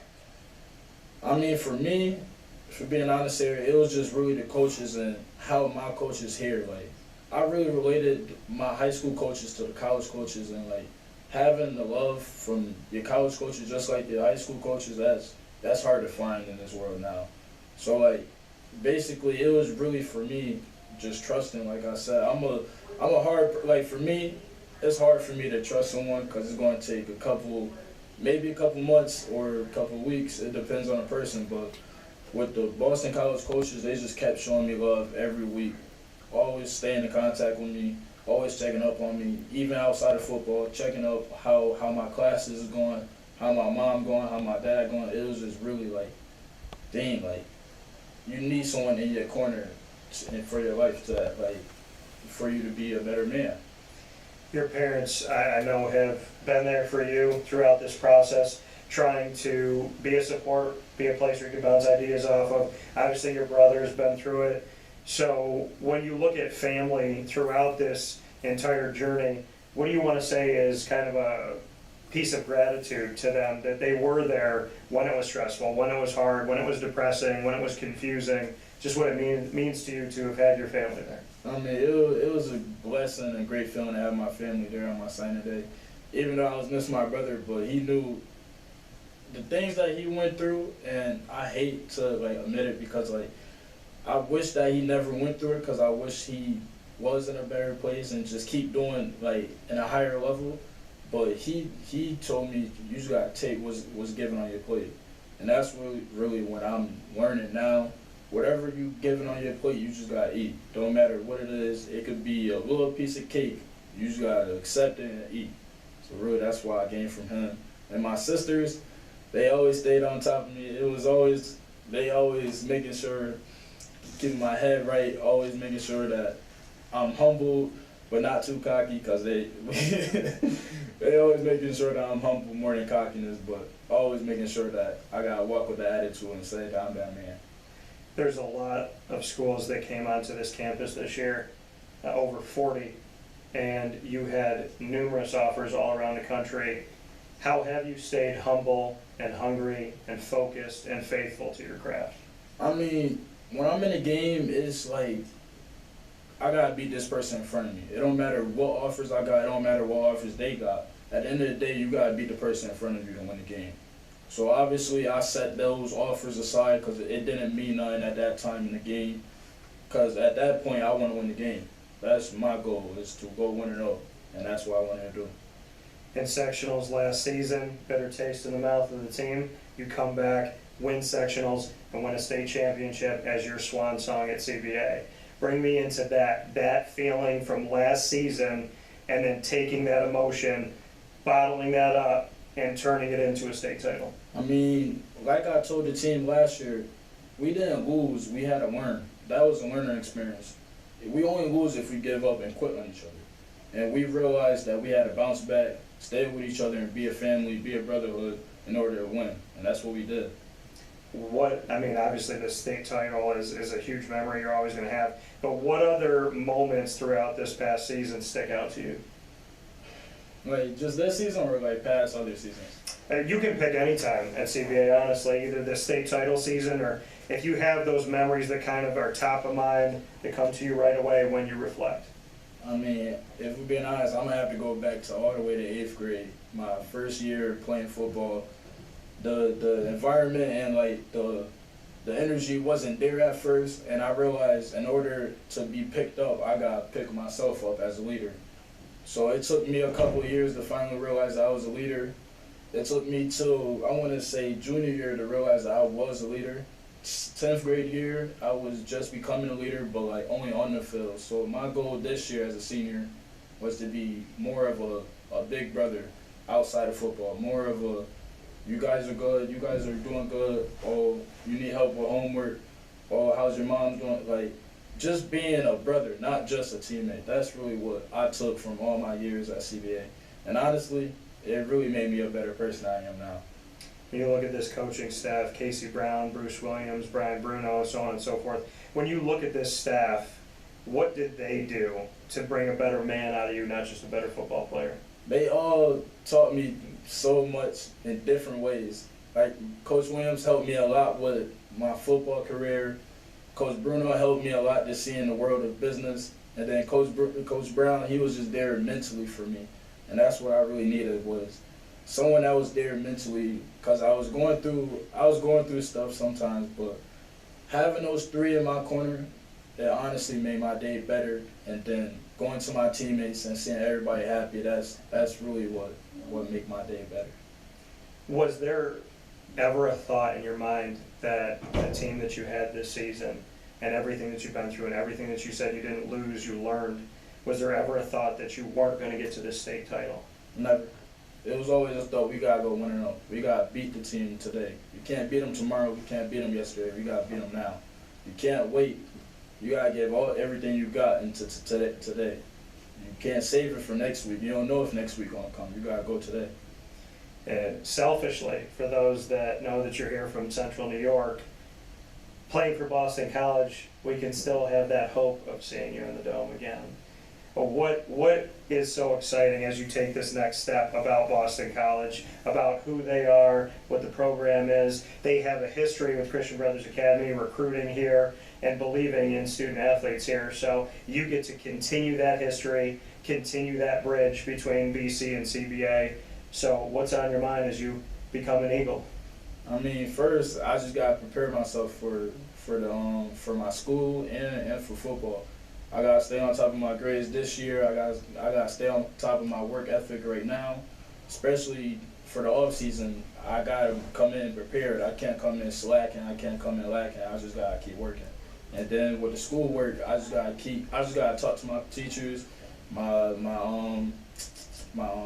tutors, just communicating with teachers and my what's the word called? My teachers, really, just communicating with them, and then being communicating with my coaches, just being prepared. That's really my number one thing coming in as a freshman. We've seen you as a DB, we've seen you as a wide receiver. What are we expecting to see you as at Boston College? Well, I can't say it right now, but just know I'm an athlete. I can do whatever. Okay, so to be prepared for what's about to come. We're going to have some fun here, as we always do, to round out this conversation with Syair Torrence here at Christian Brothers Academy, heading to the Boston College Eagles and continuing the proof that Central and Upstate New York has a lot of talent here. We're going to play rapid fire again. So you get to start it off. You can ask me any question in the world whenever you're ready. Any question? Like anything. Any question?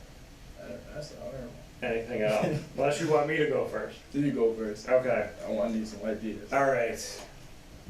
If you had to describe yourself as a dish, because you talked about eating what's on your plate. So if you could put anything on your plate and it describes Syair Torrence, what is it? Mac and cheese. Because you're going to always come back to it. Okay. Who's mac and cheese? Is it someone specific that makes it or not? My sister, I feel like my sister got the best mac and cheese ever. So I always got to go to her. Okay. All right. What's your question for me? On Thanksgiving, what's your first thing that you're going to grab? On Thanksgiving, first thing. Probably, well, we go in my Italian family, we go in order of certain things. So we have soup first, but I go after what I make in memory of my grandmother, my G-Mama, which is her sweet potatoes. That's where I go first. So I got sweet potatoes every day. All right, Syair. What is the one word that you want Casey Brown, if he made a shirt with your face on it, what's one word that he would put underneath your face? Underneath my... Can I do 3 words? Yeah. Call your mom. Call your mom. Okay. Okay. If you know, you know. It's on my back plate. All right, call your mom. All right, fair enough. All right, so what's your question for me? If you could go back to your childhood memory, what was your best moment? I would say my best moment. There's a lot of moments that I would go back to. Childhood-wise, that's the first thing that came to my head. I would go back to 1992, and I would just replay all that time with my grandfather, because it's been 32 years, which is insane to say, but it's been 32 years since they passed away, and if I could get anything from God, I would take another second with them. That's what I would ask for. All right, my last one for you, Cy. You get to pick the topic. Music, movies, or sports. Pick it. See how quick I can create a question on your topic. I'm gonna go sports. You're gonna go sports. Okay. All right. What, if you could set a table of 3 people to have dinner with that are in the sports world right now, who would you eat dinner with and why? Could be any sport, anywhere in the world. Who are the 3 people you eat with? Are they playing right now? Yeah. Oh, playing right now. I gotta go with Jalen Hurts. Okay. That's my QB right there. That's my team. I gotta go with Tyreek Hill. Okay. And then for the third,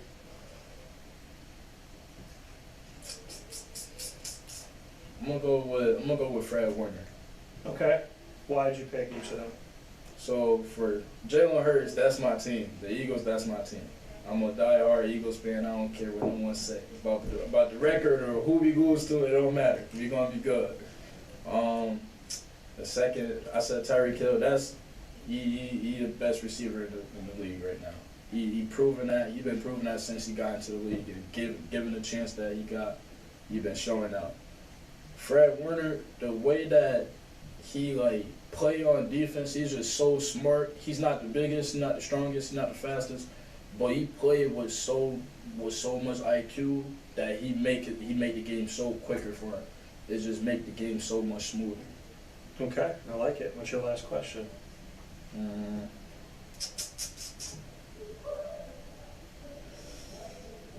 If you could pick any sport to play, what would it be and why? Probably basketball. Yeah, it would be basketball. Played since I picked up my first basketball when I was 3. Played organized when I was 7. Got recruited D3 to play at Marywood, which is where I ended up. Didn't like my last coach that I had, so I was kind of iffy about going. They're like, just run with us for a little bit. Ended up waiting, met the coach who had recruited me when I was broadcasting, and we built a relationship that way, and I stuck with it. But yeah, I think if there's one thing where I wonder, what would that avenue look like, it would probably be basketball. Just because I love it. I can shut my brain off when I play. I love the challenge of it. I'm a very quiet, tenacious person. I don't talk trash, because if I talk trash, I lose immediately. So I can't talk trash, but the basketball world is, I firmly believe I could step in on any staff and help a staff coach a team, because that's just a sport that I can close my eyes and hear what defense you're in by the way your sneakers are moving type of thing. So with that being said, Syair Torrence, heading to the Boston College Eagles, continuing this beautiful bridge between Christian Brothers Academy and getting not only the athletic future, but the academic future as well as you step forward. Sy, it's been a pleasure. I hope we've just gotten started and you'll let me cover you throughout your journey from here. And Boston College, you got a great one. You already know, I don't have to tell you. And between you and I, and apparently the rest of the world, I'll be watching you on Saturdays. Thank you. Always hoping the best for you. Of course. Thank you. All right. And call your mom. Call her. Thanks, Sy.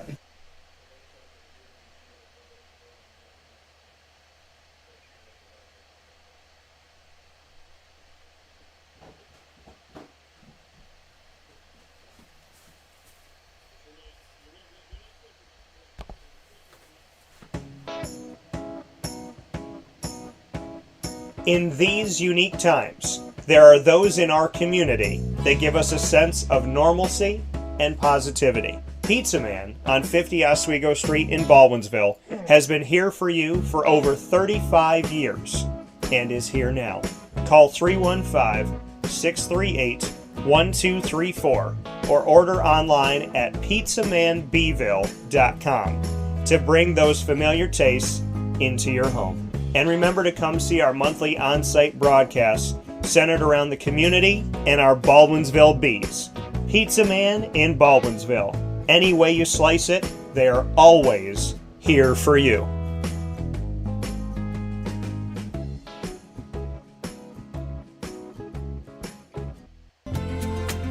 Looking for your next ride? Look no further than Great Lakes Honda City, located on 7140 Henry Clay Boulevard in Liverpool, New York. Serving our community for decades, their new and pre-owned vast array of vehicles are available to you Monday through Saturday on site. To search from home, shop at GreatLakesHondaCity.com. Call 315-365-5576 to set up an appointment. That's 315-365-5576 for Great Lakes Honda City, 7140 Henry Clay Boulevard in Liverpool, New York. Great cars, great people, Great Lakes.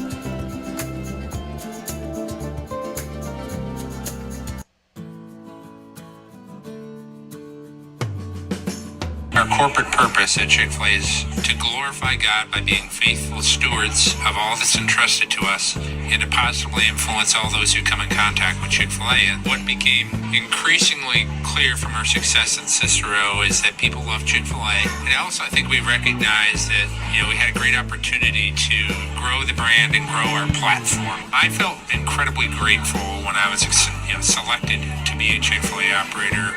I think what it's meant for me, what I've come to realize on a very deep level is that this is a calling for me. It's not a career, it's not a job. The Lord called me to be a Chick-fil-A operator and to use these restaurants to glorify Him and to positively influence other people. I'm blessed. I'm very blessed. Head to Chick-fil-A Clay on 3974 State Route 31 in Liverpool, New York.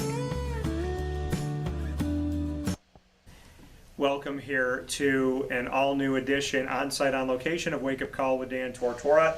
I am here at Christian Brothers Academy, my alma mater, and I am arm in arm here with Casey Brown, the head coach of the Christian Brothers Academy football program, following yet another New York State title here in 2023. Casey, how are you? Fantastic. How are you today? Doing very well. We are in the Byrne Performing Arts Center right now, the newly renovated, redone, and reimagined Performing Arts Center. So this is a lot of fun because not only do I love the way it looks here on the camera, but I also feel like we look like we're critics, right? We're kind of just front row. Yeah, front row. I don't here. get front row seats very often, but this is kind of nice. Yeah, so we actually wrote our names on these seats. So from here on out, Casey Brown seats here, Dan Tortora's is right here. So they'll rope these off during shows. Don't worry about it. So congratulations on the championship. Awesome. Pretty incredible, right? You know what it's like to have this top of the mountain success at the end of a season and winning a state title. Now you know it again. Different. Different? We were Yeah. 3-3. So in 21 we were 3-3. We were just arriving. We knew we had something special. From the pre-COVID, we started to develop a culture at the lower levels, and you could start seeing it going. Now, we didn't think, under no imagination did we think it was a state championship level concept, but we knew it was something special. What was being developed and brewing for CBA football. So, like you said, different seasons because that's when something was kind of coming to fruition and brewing. Now you're seeing the fruits of that labor over the last couple seasons. But when you reflect on these state titles, CBA has been known for success. When it comes to football, when I went to school here, it was atypical if the team wasn't competing for a championship in some respects, sectional, states, whatever it may be.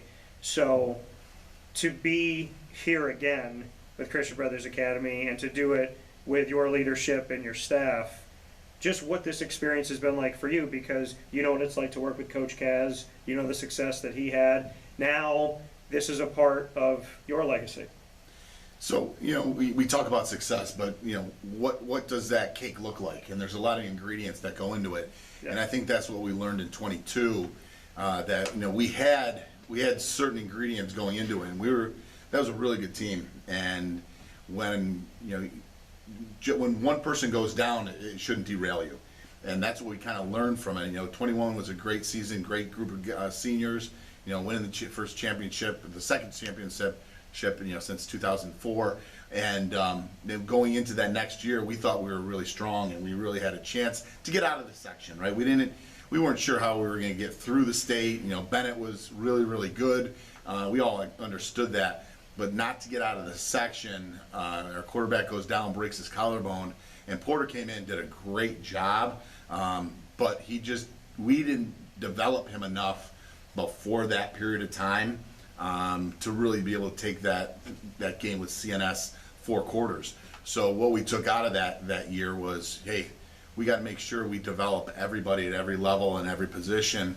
And we got after it right after that, literally right after that game in 2022. They got back in the weight room, and the result of a 14-0 season was made 43 weeks earlier, where these guys made the dedication and the commitment to, okay, we're gonna go after this again. And there's no guarantees with hard work, but they put themselves in the best possible situation. And we got after it, and we made sure we were developing at multiple levels within the position. We were developing in the classroom, so they understood the concepts. We're developing on the field, the weight room.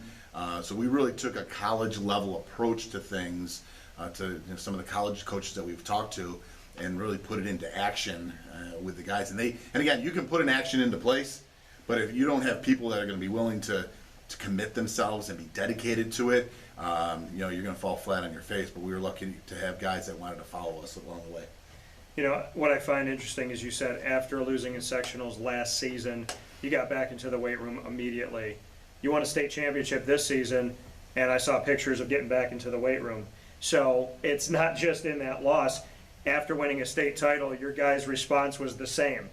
Back to the lab, back to work, control what we could control. So in a season where you didn't lose, you learned.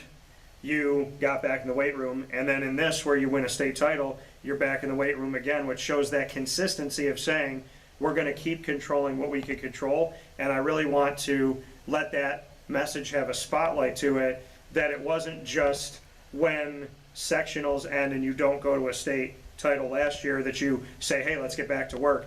You guys got back to work after a state title as well. Well, we understand now we're not fighting the mountain, we are the mountain, and everybody else is going to be trying to climb us. So it's a different perspective.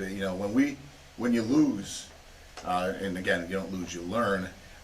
You're going after that thing that you didn't get, and so now everybody's coming after us, and we understand that, and in many different avenues. And we've just got to stay focused on us. What's important now? What's our win factor right now? What's important right now? And we're going to make sure their grades are on point. So when the college coaches come in here, the transcript is clean. We want to make sure we're in the weight room. So we're building ourselves for the next year and making sure we're healthy and clean off of that. And then, of course, we're going to get in the classroom. We're going to work our minds as well.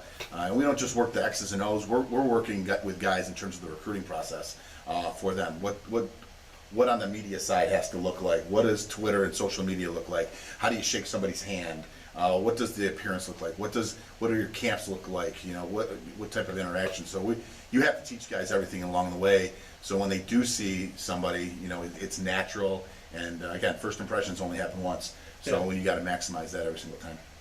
Over 40 colleges and universities have been on campus to see your student athletes in the football program. Bring me into that, the recruiting side of it, that Christian Brothers Academy. We talk about it all the time. You know that I believe in it so much, they're my hashtag, support CNY and recruit New York.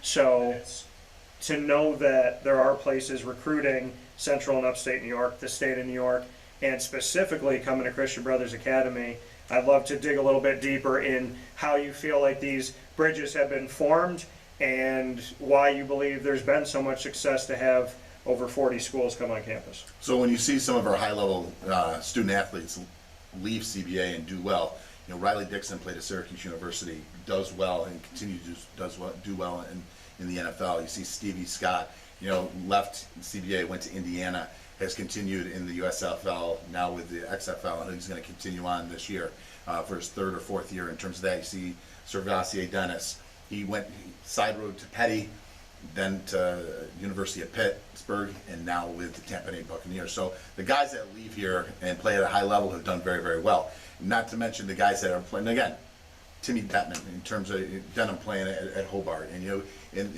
we have a ton of guys playing all over the place. St. John Fisher, RPI. We just saw Tristan in the hallway. Mike Wolniak, Joey Poors over at in Pennsylvania. So these guys are playing well. Jordan Ray's at Albany. He's going to possibly get a starting. He went all the way to the semifinals in Division I, FCS, with Albany. He was part of that culture. He's going to have a shot for a starting spot next year. So the guys that come out of here, are developed. That's why we've got great academics here, so our transcripts are clean.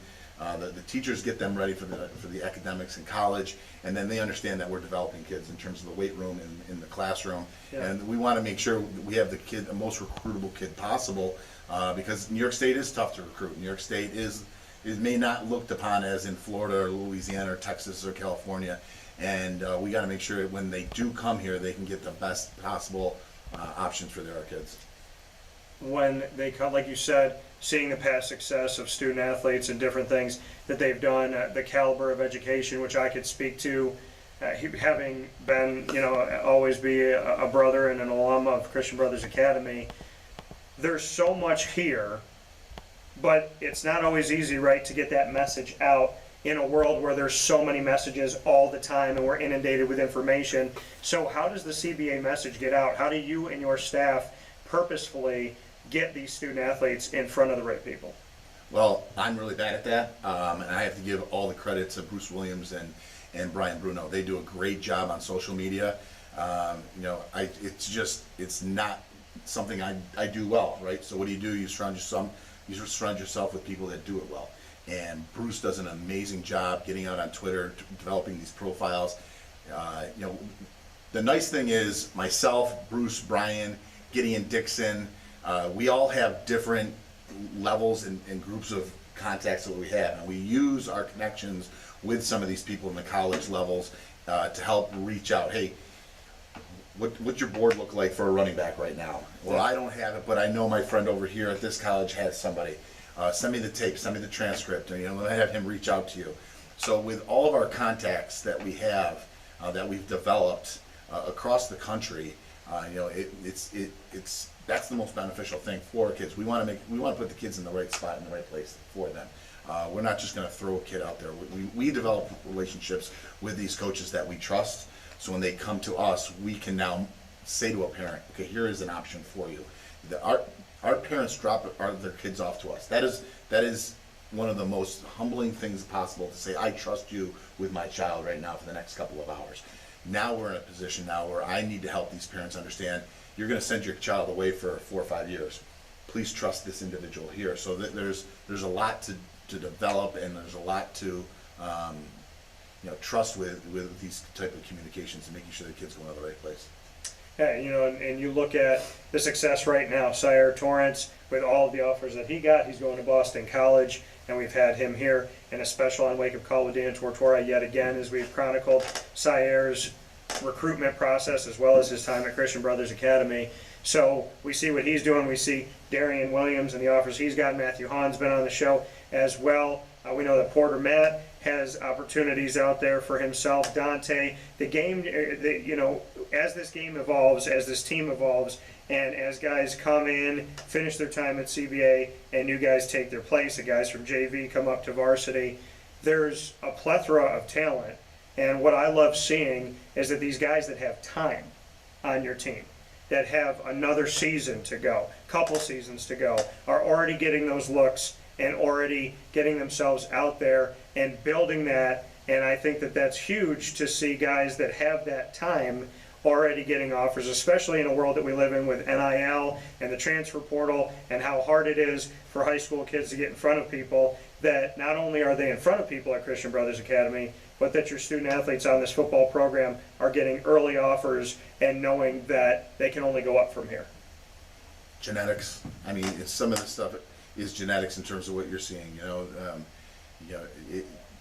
Dante is 6'4".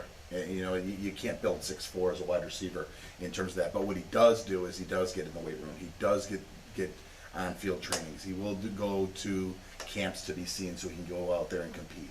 And those are important things. Darian has blazing speed.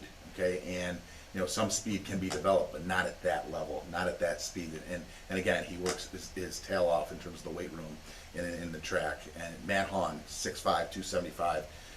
Again, just you're talking genetics in terms of his parents, but he puts in the time and the effort. You can still be 6'5" and be 185 pounds, but you're not going to be a left tackle in terms of that. And he's pressing and pushing weight, and we got to actually calm him down a little bit because he's so motivated to get to that next level. He had a brother play it at that next level, so he understands what it takes. And So we do have guys in this program, and they've been around here since modified. And I remember the first time I saw Dante, and he was this little guy that he wouldn't be able to get on some of the rides at Disneyland because he was so small.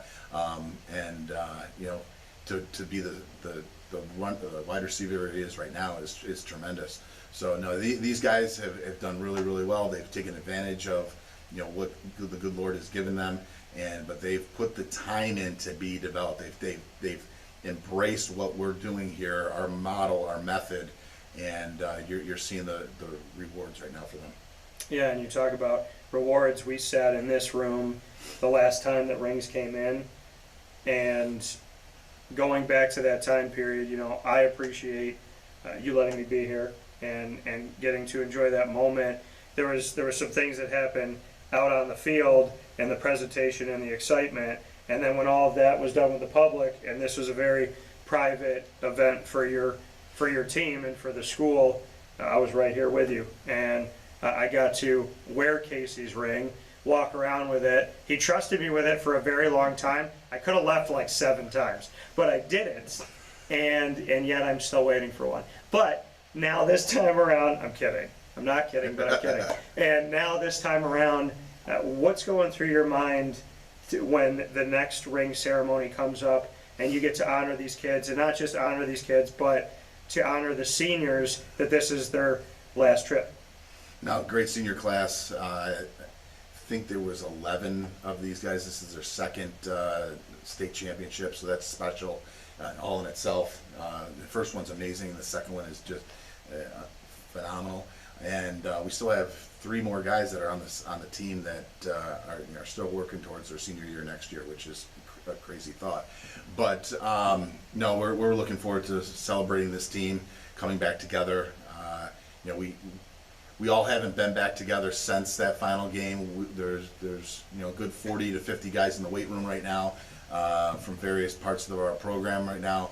But the seniors have kind of started going on their own way, and other guys are into winter sports right now. But as a team, as a family, we haven't come back together since that period.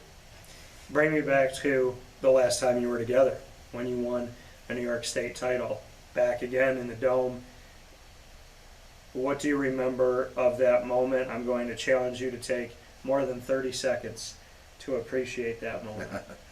So, great program. They were a team that kind of fought through the year. They had a situation where their head coach was suspended and then ended up removing himself due to health concerns. Great man.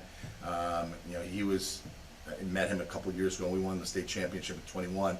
They had won also in 21, and I was looking forward to seeing him. They brought in another guy, so they had fought through adversity, and we knew they were in good hands because their guts, the core of their staff was still there. Hard-nosed football downstate, and so we knew we were up for a battle in terms of that.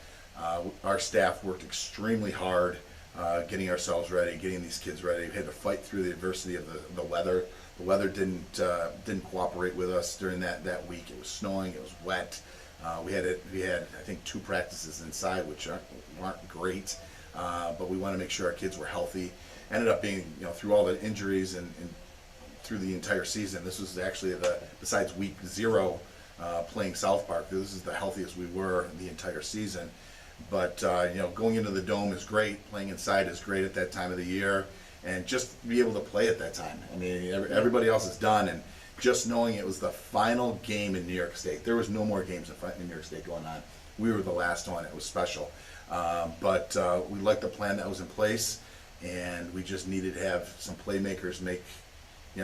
We go into you never know what they're going to try to take away, right? And we have enough playmakers up there that the offensive line just either needs to move the pile in the run game or needs to protect Porter, for 3 seconds while we get the ball out there, in hopes that he makes the right decision. And boy, did he make the right decision. And he found Darian a couple different times, and our defense did an amazing job. Brian Bruno does an amazing job developing the defense and getting them set with their keys and their cues and understanding their assignments and their alignments.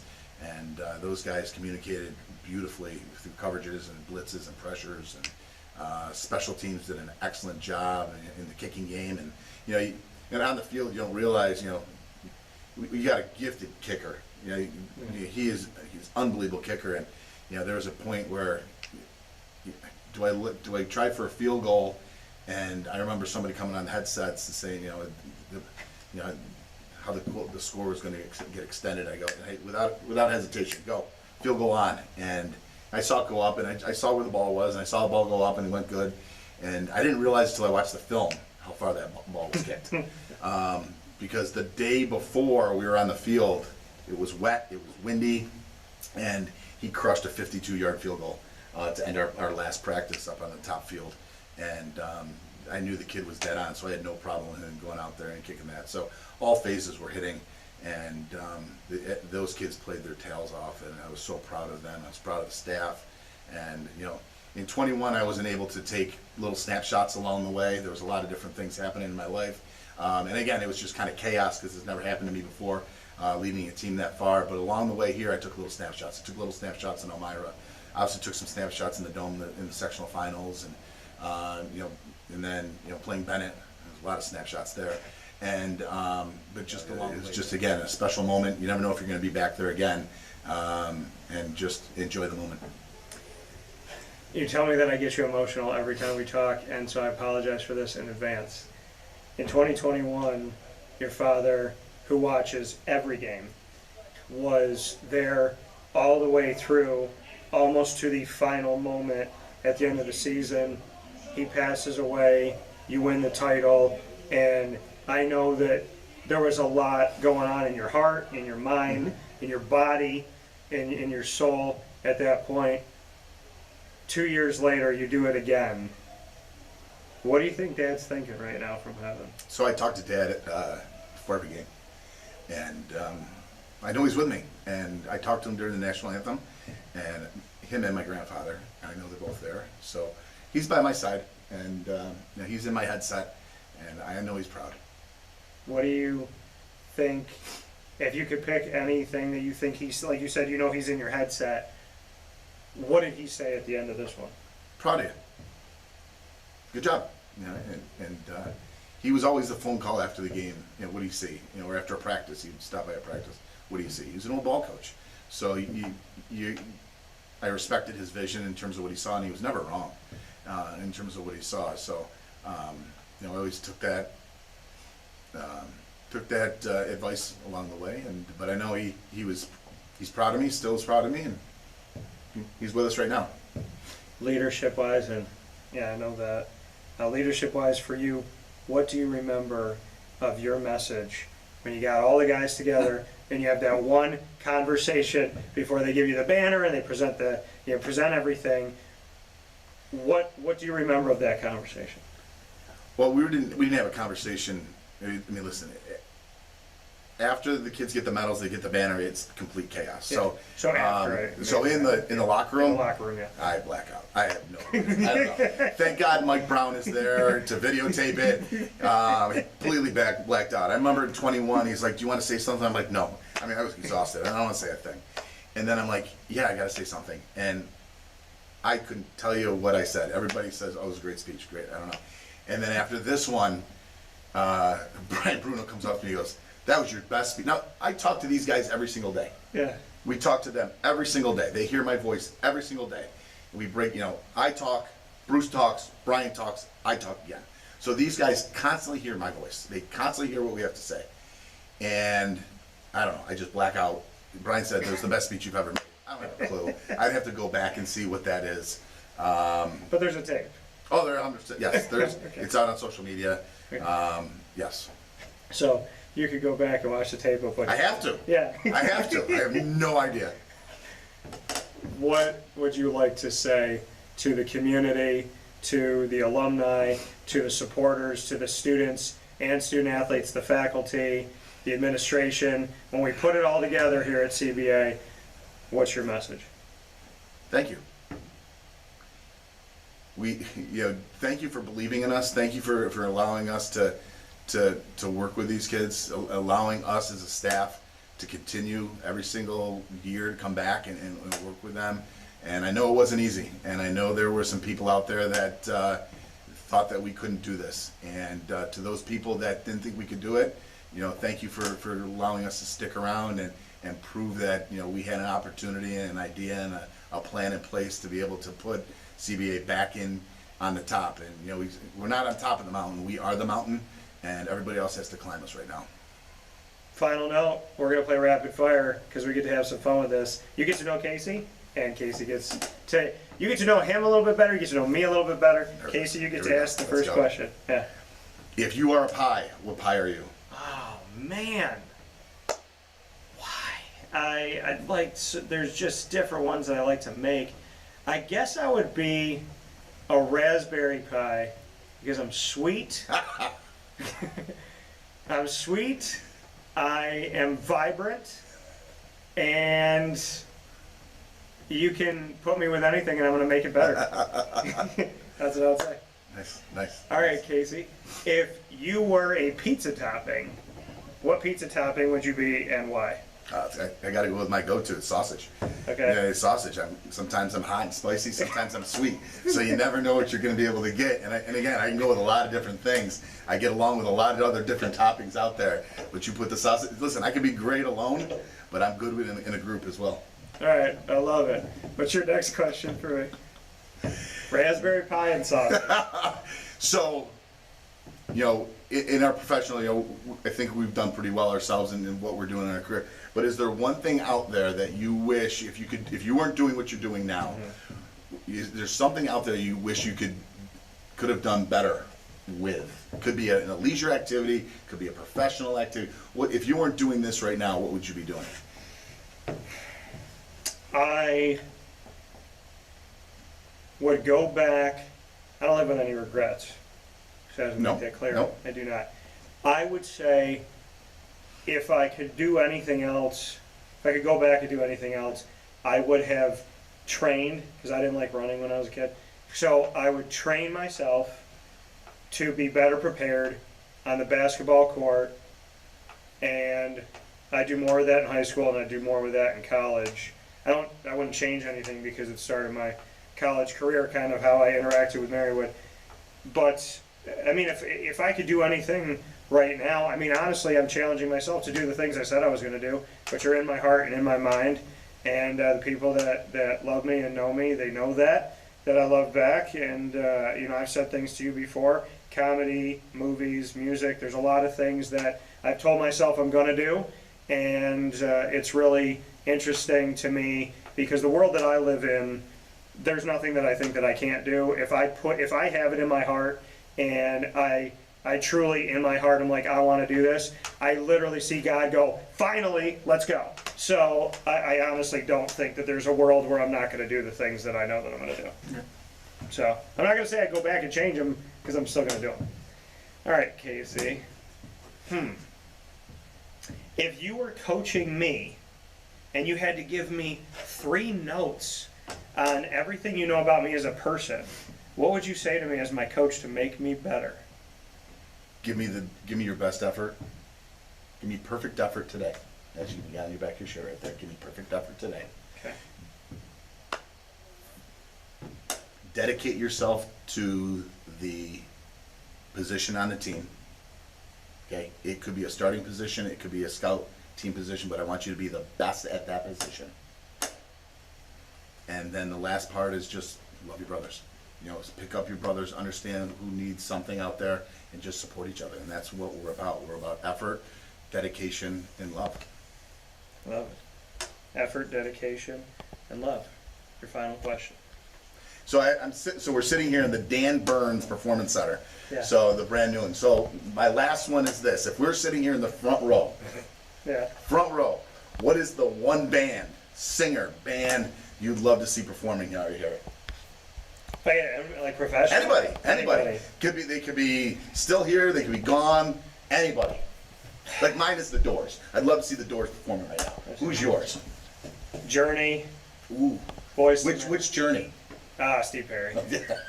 I like Arnel Pineda too, but Steve, okay. I mean, either one's fine, but Steve Perry. Because Steve Perry, when he went off on his own, he made some really cool stuff too. So I would say Steve Perry. I would say Boys to Men Interesting. with Michael S. McCreary too. We need the whole Boys to Men group. Yeah. So I'd say Boys to Men. I would say Journey's my first thought. I'll pick another Killed one. that rock record growing up. Oh my God, playing Journey? pool, playing. Yeah. Oh my gosh, yeah. Which one? There's only one There's only one Journey record to you? to me. Yeah. Okay. All right. Okay. It must be the greatest hits because I can see the album, but we literally destroyed Was it that. the one with the Beatle that had like all Yes. the lights? Yeah. So, I mean, probably Journey number one. I want to pick one other one, so I would say Boys to Men, and then I would probably pick.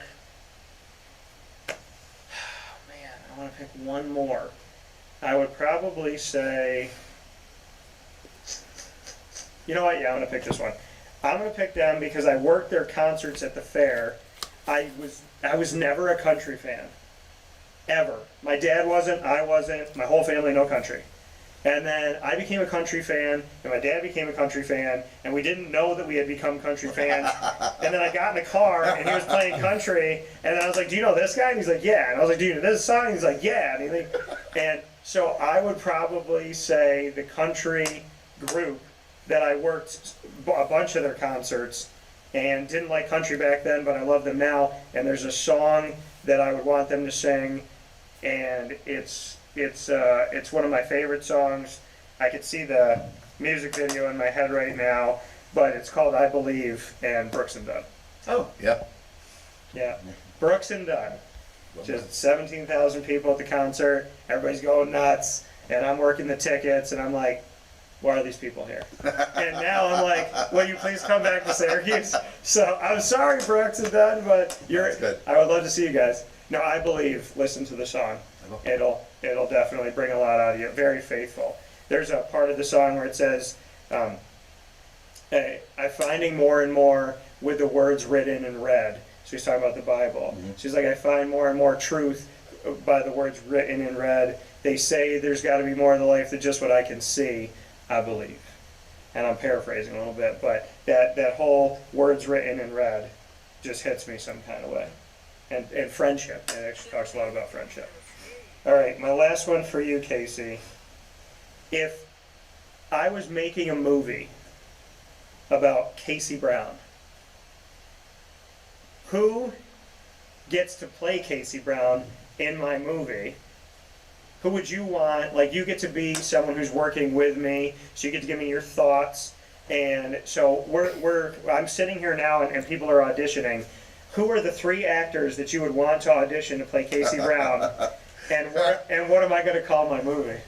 Well, I don't know what you're gonna call it, so we'll come up with something here. Okay.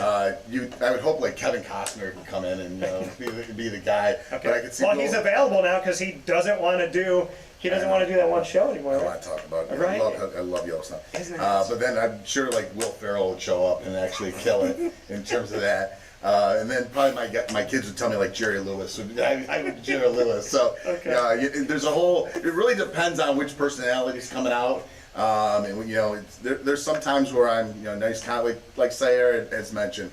Sometimes I'm nice, calm, and cool. Yeah. There's other times I'm not. We'll just leave it at that. And my offensive lineman can attest to that. So there's a heckle and jive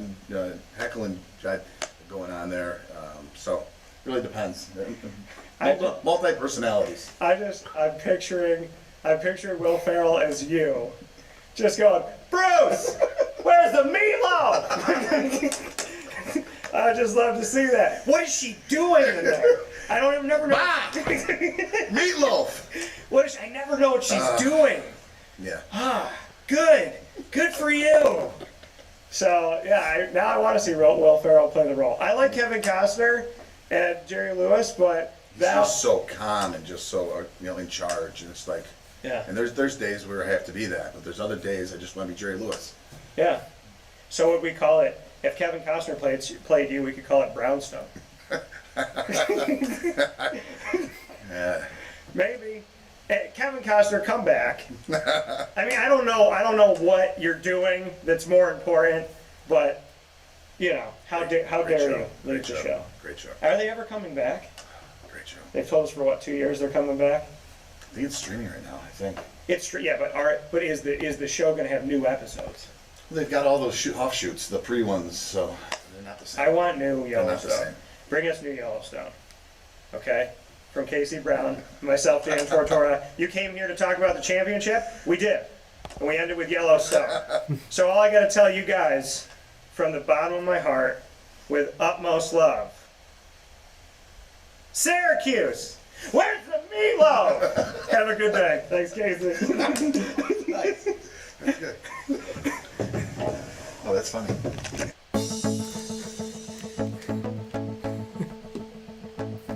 Avicoli's, located on the corner of Route 57 and Wetzel Road in Liverpool, New York, has been your trusted neighbor for decades. Located just steps from Liverpool High School, we're happy to have the Liverpool Warriors on-site, on-location broadcast at Avicoli's through Wake Up Call with Dan Tortora every single month, featuring student athletes, coaches, and administration throughout the year from Liverpool High School. Head out to Avicoli's today on the corner of Route 57 and Wetzel Road in Liverpool, New York, open Tuesday through Sunday for lunch, dinner, and drinks. We'd love to see you out there, and of course you can call them at 315-622-5100 for takeout, delivery, and catering. That's 315-622-5100, and also find them on myavicolis.com. That's myavicollis.com.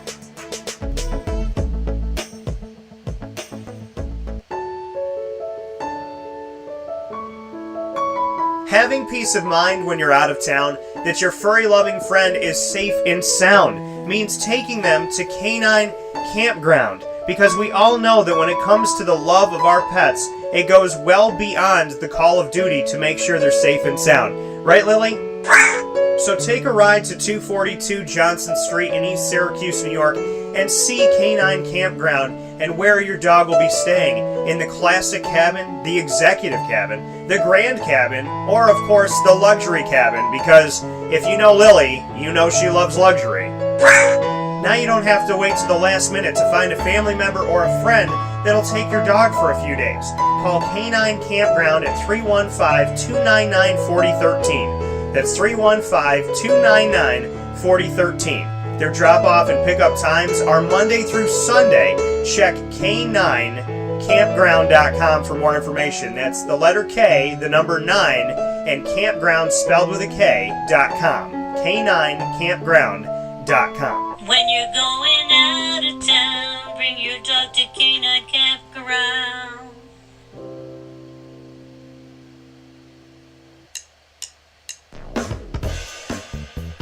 PB&J's Lunchbox, the food truck that you love finding all throughout Central and Upstate New York, now has a street-side cafe. So when you're craving their traditional favorites as well as their out-of-box amazing menu items, you can now head to 663 Old Liverpool Road in Liverpool, New York. Located just minutes from the highway, the Thruway, Destiny USA, and Onondaga Lake Parkway, PB&J's Lunchbox Street-Side Cafe is there for you Monday through Saturday from 9 a.m. to 7 p.m., serving breakfast, lunch, and dinner all throughout the day. Get breakfast for dinner, dinner for lunch, whatever you fancy, including their award-winning grilled peanut butter and jelly sandwich. Find them at 663 Old Liverpool Road in Liverpool, New York. PB&J's Lunchbox, where we love to know what's in your lunchbox.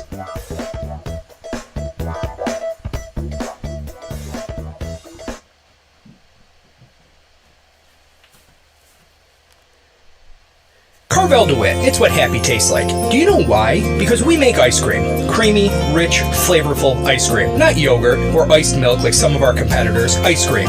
Fresh, by hand, daily. For the calorie conscious, we have something new for you. Our new Carvelite. Same great flavor, creaminess, and texture of our regular ice cream with only 35 calories an ounce. So whether you want an ice cream cake, flying saucer, dasher, carvalanche, hard or soft ice cream, we will satisfy your craving with our fresh, handmade regular or new Carvelite ice cream. Carvel DeWitt. It's what happy tastes like.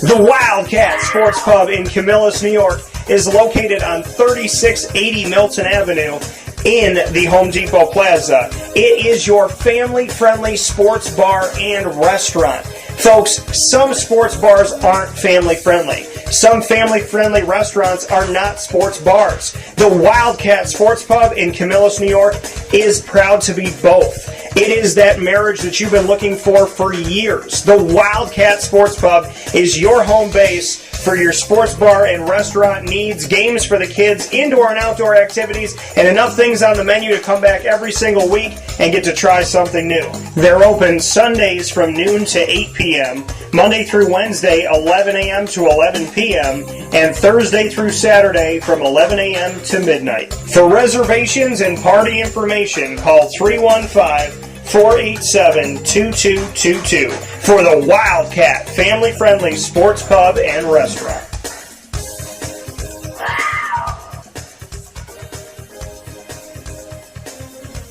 GG Cards and Breaks. Like, comment, subscribe. GG Cards and Breaks, located for you on 639 Delmar Place in Syracuse, New York, is your sports card home. Head out to GG Cards and Breaks today. Monday through Saturday, they are open 10 a.m. to 6 p.m., and on Sundays, they are open from 10 a.m. to 5 p.m. at GG Cards and Breaks with singles, packs, as well as boxes, graded cards, so many great things at GG Cards and Breaks, whether you're a basketball, soccer, baseball, football, hockey, all sport, AEW fan, as well as Disney, Lorcana, and Pokemon. You can find it all at GG Cards and Breaks, but they're more than a sports card shop. It's run by people who care, people who love the hobby, people who get excited about the hobby, who have stayed big kids and always have stayed so into the wonderful workings of the hobby, the different things that are coming up, understanding different pieces, opening a pack of cards with a friend, and loving to see what you're going to get. When you walk into GG Cards and Breaks, you're walking into a place that cares about the community, cares about each other, and wants to see you find something special and get to bring it home today. Make those special memories with that same hobby we've loved for so many years at GG Cards and Breaks on 639 Delmar Place in Syracuse, New York, open 7 days a week right off of Teal Ave. With that being said, here on Wake Up Call with Dan Tortora, I want to thank you for watching and listening to today's broadcast.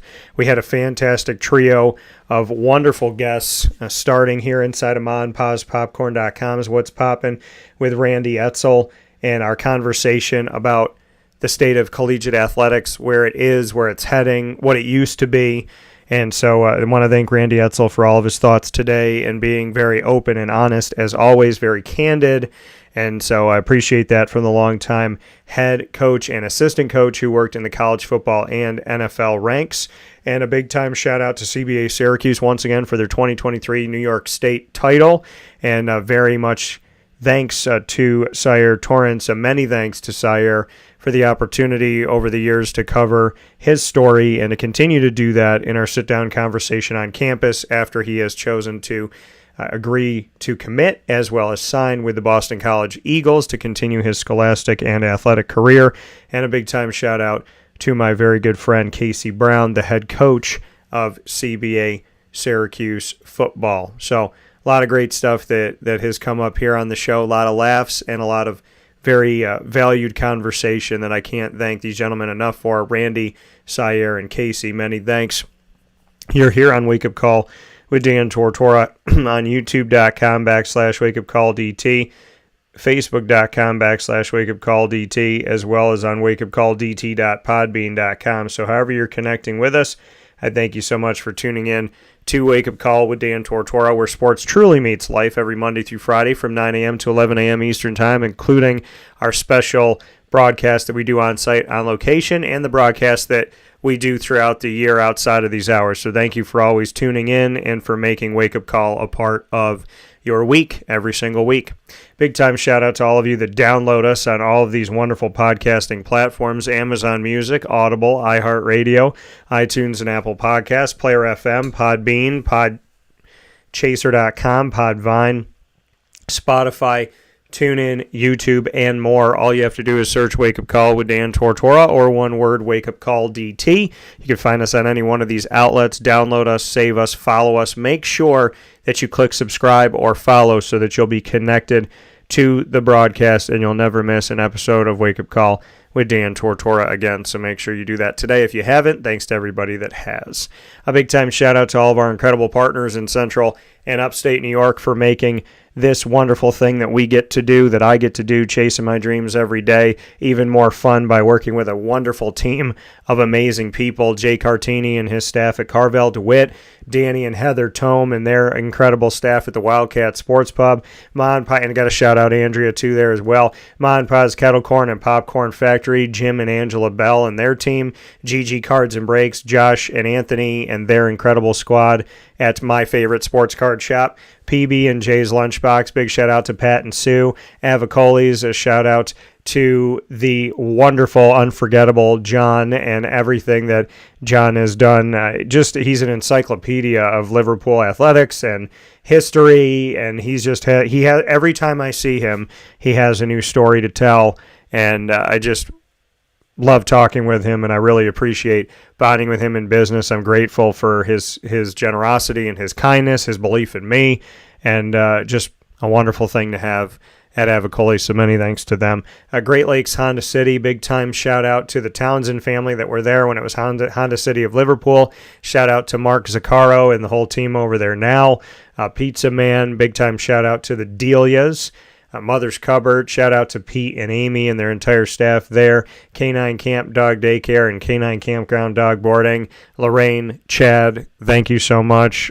Lorraine, one of the nicest, most wonderful people in the absolute world, and Chad coming from that family with Lorraine, there's just so much love and goodness in that household, and I just respect the heck out of y'all. Thank you for taking care of Lily. Chick-fil-A Cicero and Chick-fil-A Clay, to the Sikowski family, our fearless leader Jimmer, thank you for all you do, Chick-fil-A Cicero and Chick-fil-A Clay, and to Lemoyne College, Dr. Linda Lemira, Bob Beretta, and all of the student athletes and coaches and administration and everybody working in athletics and in the school in general. Brian and Stratton College of Syracuse, to Nick Dmitrievsky and Alex Grigorita, Clay Gagan Sherman, Tay Baker, Sean Peak, everybody that's there, Nolan Cass, to all of the, to Amy, to Mary, to everybody on staff at Brian and Stratton College of Syracuse, the student athletes. Thank you so much, the students. Just a wonderful, wonderful story to tell their beautiful community. So I'm very privileged and very honored to work with people that leave me speechless a lot of the times. I really honestly can't thank you enough. It is not the easiest thing in the world, as we all know, to put a good team together, right? It takes time. You get a couple pieces, then you got to move a piece out, then you bring another piece in. But, we've worked with Carvel. We're in year number 12 now. Wildcat, we're in year number 8.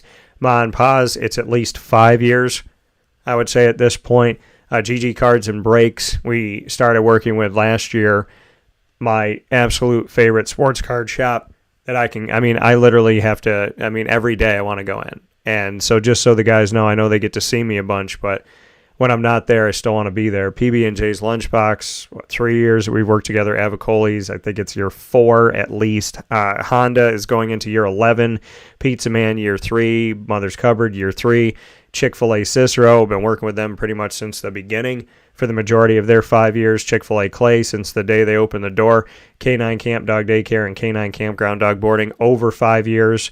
We've been the exclusive partner of Lemoyne College. We're in our 3rd year, and we're the first exclusive partnership that they have ever signed with multimedia marketing in connection with the Dolphins ever. And Brian and Stratton were their first exclusive multimedia marketing partner as well. So we've gotten to make history with a lot of places, and I'm grateful. I'm very grateful for the wonderful team that we have. I cannot thank them enough. I implore you to go out to Lemoyne and support the teams. They have a swim meet tomorrow. That swim meet for men's and women's swimming and diving is going to be happening on campus at Lemoyne Friday, January 12th at 3 p.m. So go out and see them. It's also senior day. And on Saturday, the Lemoyne men's basketball team is going to be tipping off their first ever conference game at home. They played their first conference game in the NEC, but their first home NEC game is going to be played this Saturday, January 13th at 2 p.m. So make sure you go out and see them for that and show them some support. And then as far as the Bobcats go, the Bobcats have some awesome things coming up here. The men's team is ranked number 1 in the nation right now. The women's team is ranked number 2 in the nation right now. So a big-time shout-out to both of them as they begin the second half of their 2023-24 season. The men's team is 8-2 currently, and their next game is going to be at home. It's on Thursday, January 18th at 8 p.m. Eastern Time against SUNY ESF before they head on the road for a couple. The women's basketball team for the Bryan and Stratton College Bobcats of Syracuse. The Bobcats are 6-3 on the women's side of things in women's basketball. Their next game is going to be January 26th on a Friday. That game is on the road against Fisher in Massachusetts. They have all road games in January, and they'll be back home at Allen Hall at OCC against Cheney on February 3rd, which is a Saturday at 2 o'clock. So looking forward to seeing you all out there supporting the Bobcats, supporting the Dolphins. And, of course, you can find all of our content with the Bobcats and the Dolphins by subscribing to youtube.com/wakeupcalldt, hitting the notification bell, and seeing their playlists as well as seeing them on the exclusive partners tab on wakeupcalldt.com. With that being said, I want to give a special thanks to Randy Edsall, to Syair Torrence, and to Casey Brown again. Make sure that you tune in for AD and DT, as well as the Dolphin Dive when it comes to the Dolphins. Every Wednesday, we do Dolphin Time at 9 a.m. Eastern Time, where you can hear from the Dolphins, and you can check them out there every single week. We have the Dolphins during Dolphin Time on Wednesdays at 9. First and third Wednesday, we feature AD and DT with Athletics Director Bob Beretta and myself, Dan Tortora. Every second and fourth Wednesday, we do the Dolphin Dive, diving into stories of student-athletes, coaches, administration, and alumni.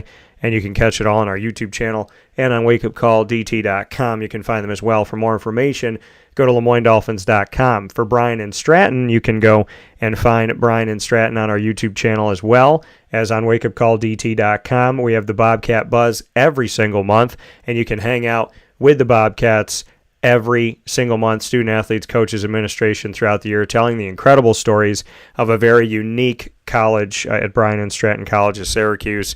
A lot of wonderful people there working very hard and not only representing Syracuse well in the region, but representing Syracuse nationally and internationally with the recruits that they get and the bridges that they build. Bryan and Stratton is such an incredible story, and I love telling it, and I can't believe we're almost finished with our first 2 years, which is crazy how quick time goes by. You can check out the Bobcats at syracuse.bscbobcats.com. So with that being said, find us on Facebook at WakeUpCallDT, X at CallDT, Instagram at WakeUpCall_DT. I'm going to be airing my conversations one-on-one with Malik Brown as well as Quadir Copeland and Chris Bell from Syracuse's win 69-59 over Boston College in the Dome yesterday. That's going to be going up today, so you'll find that on all of our social media and on our YouTube channel on youtube.com/wakeupcalldt. In the meantime, I hope you have a wonderful Thursday. Please be good to each other. If you've never prayed to God before, it's never too late to start. Love with everything you got. Smile, laugh, surround yourself with good people, chase your dreams, and have a lot of fun doing it. I'll talk with you all soon. God bless.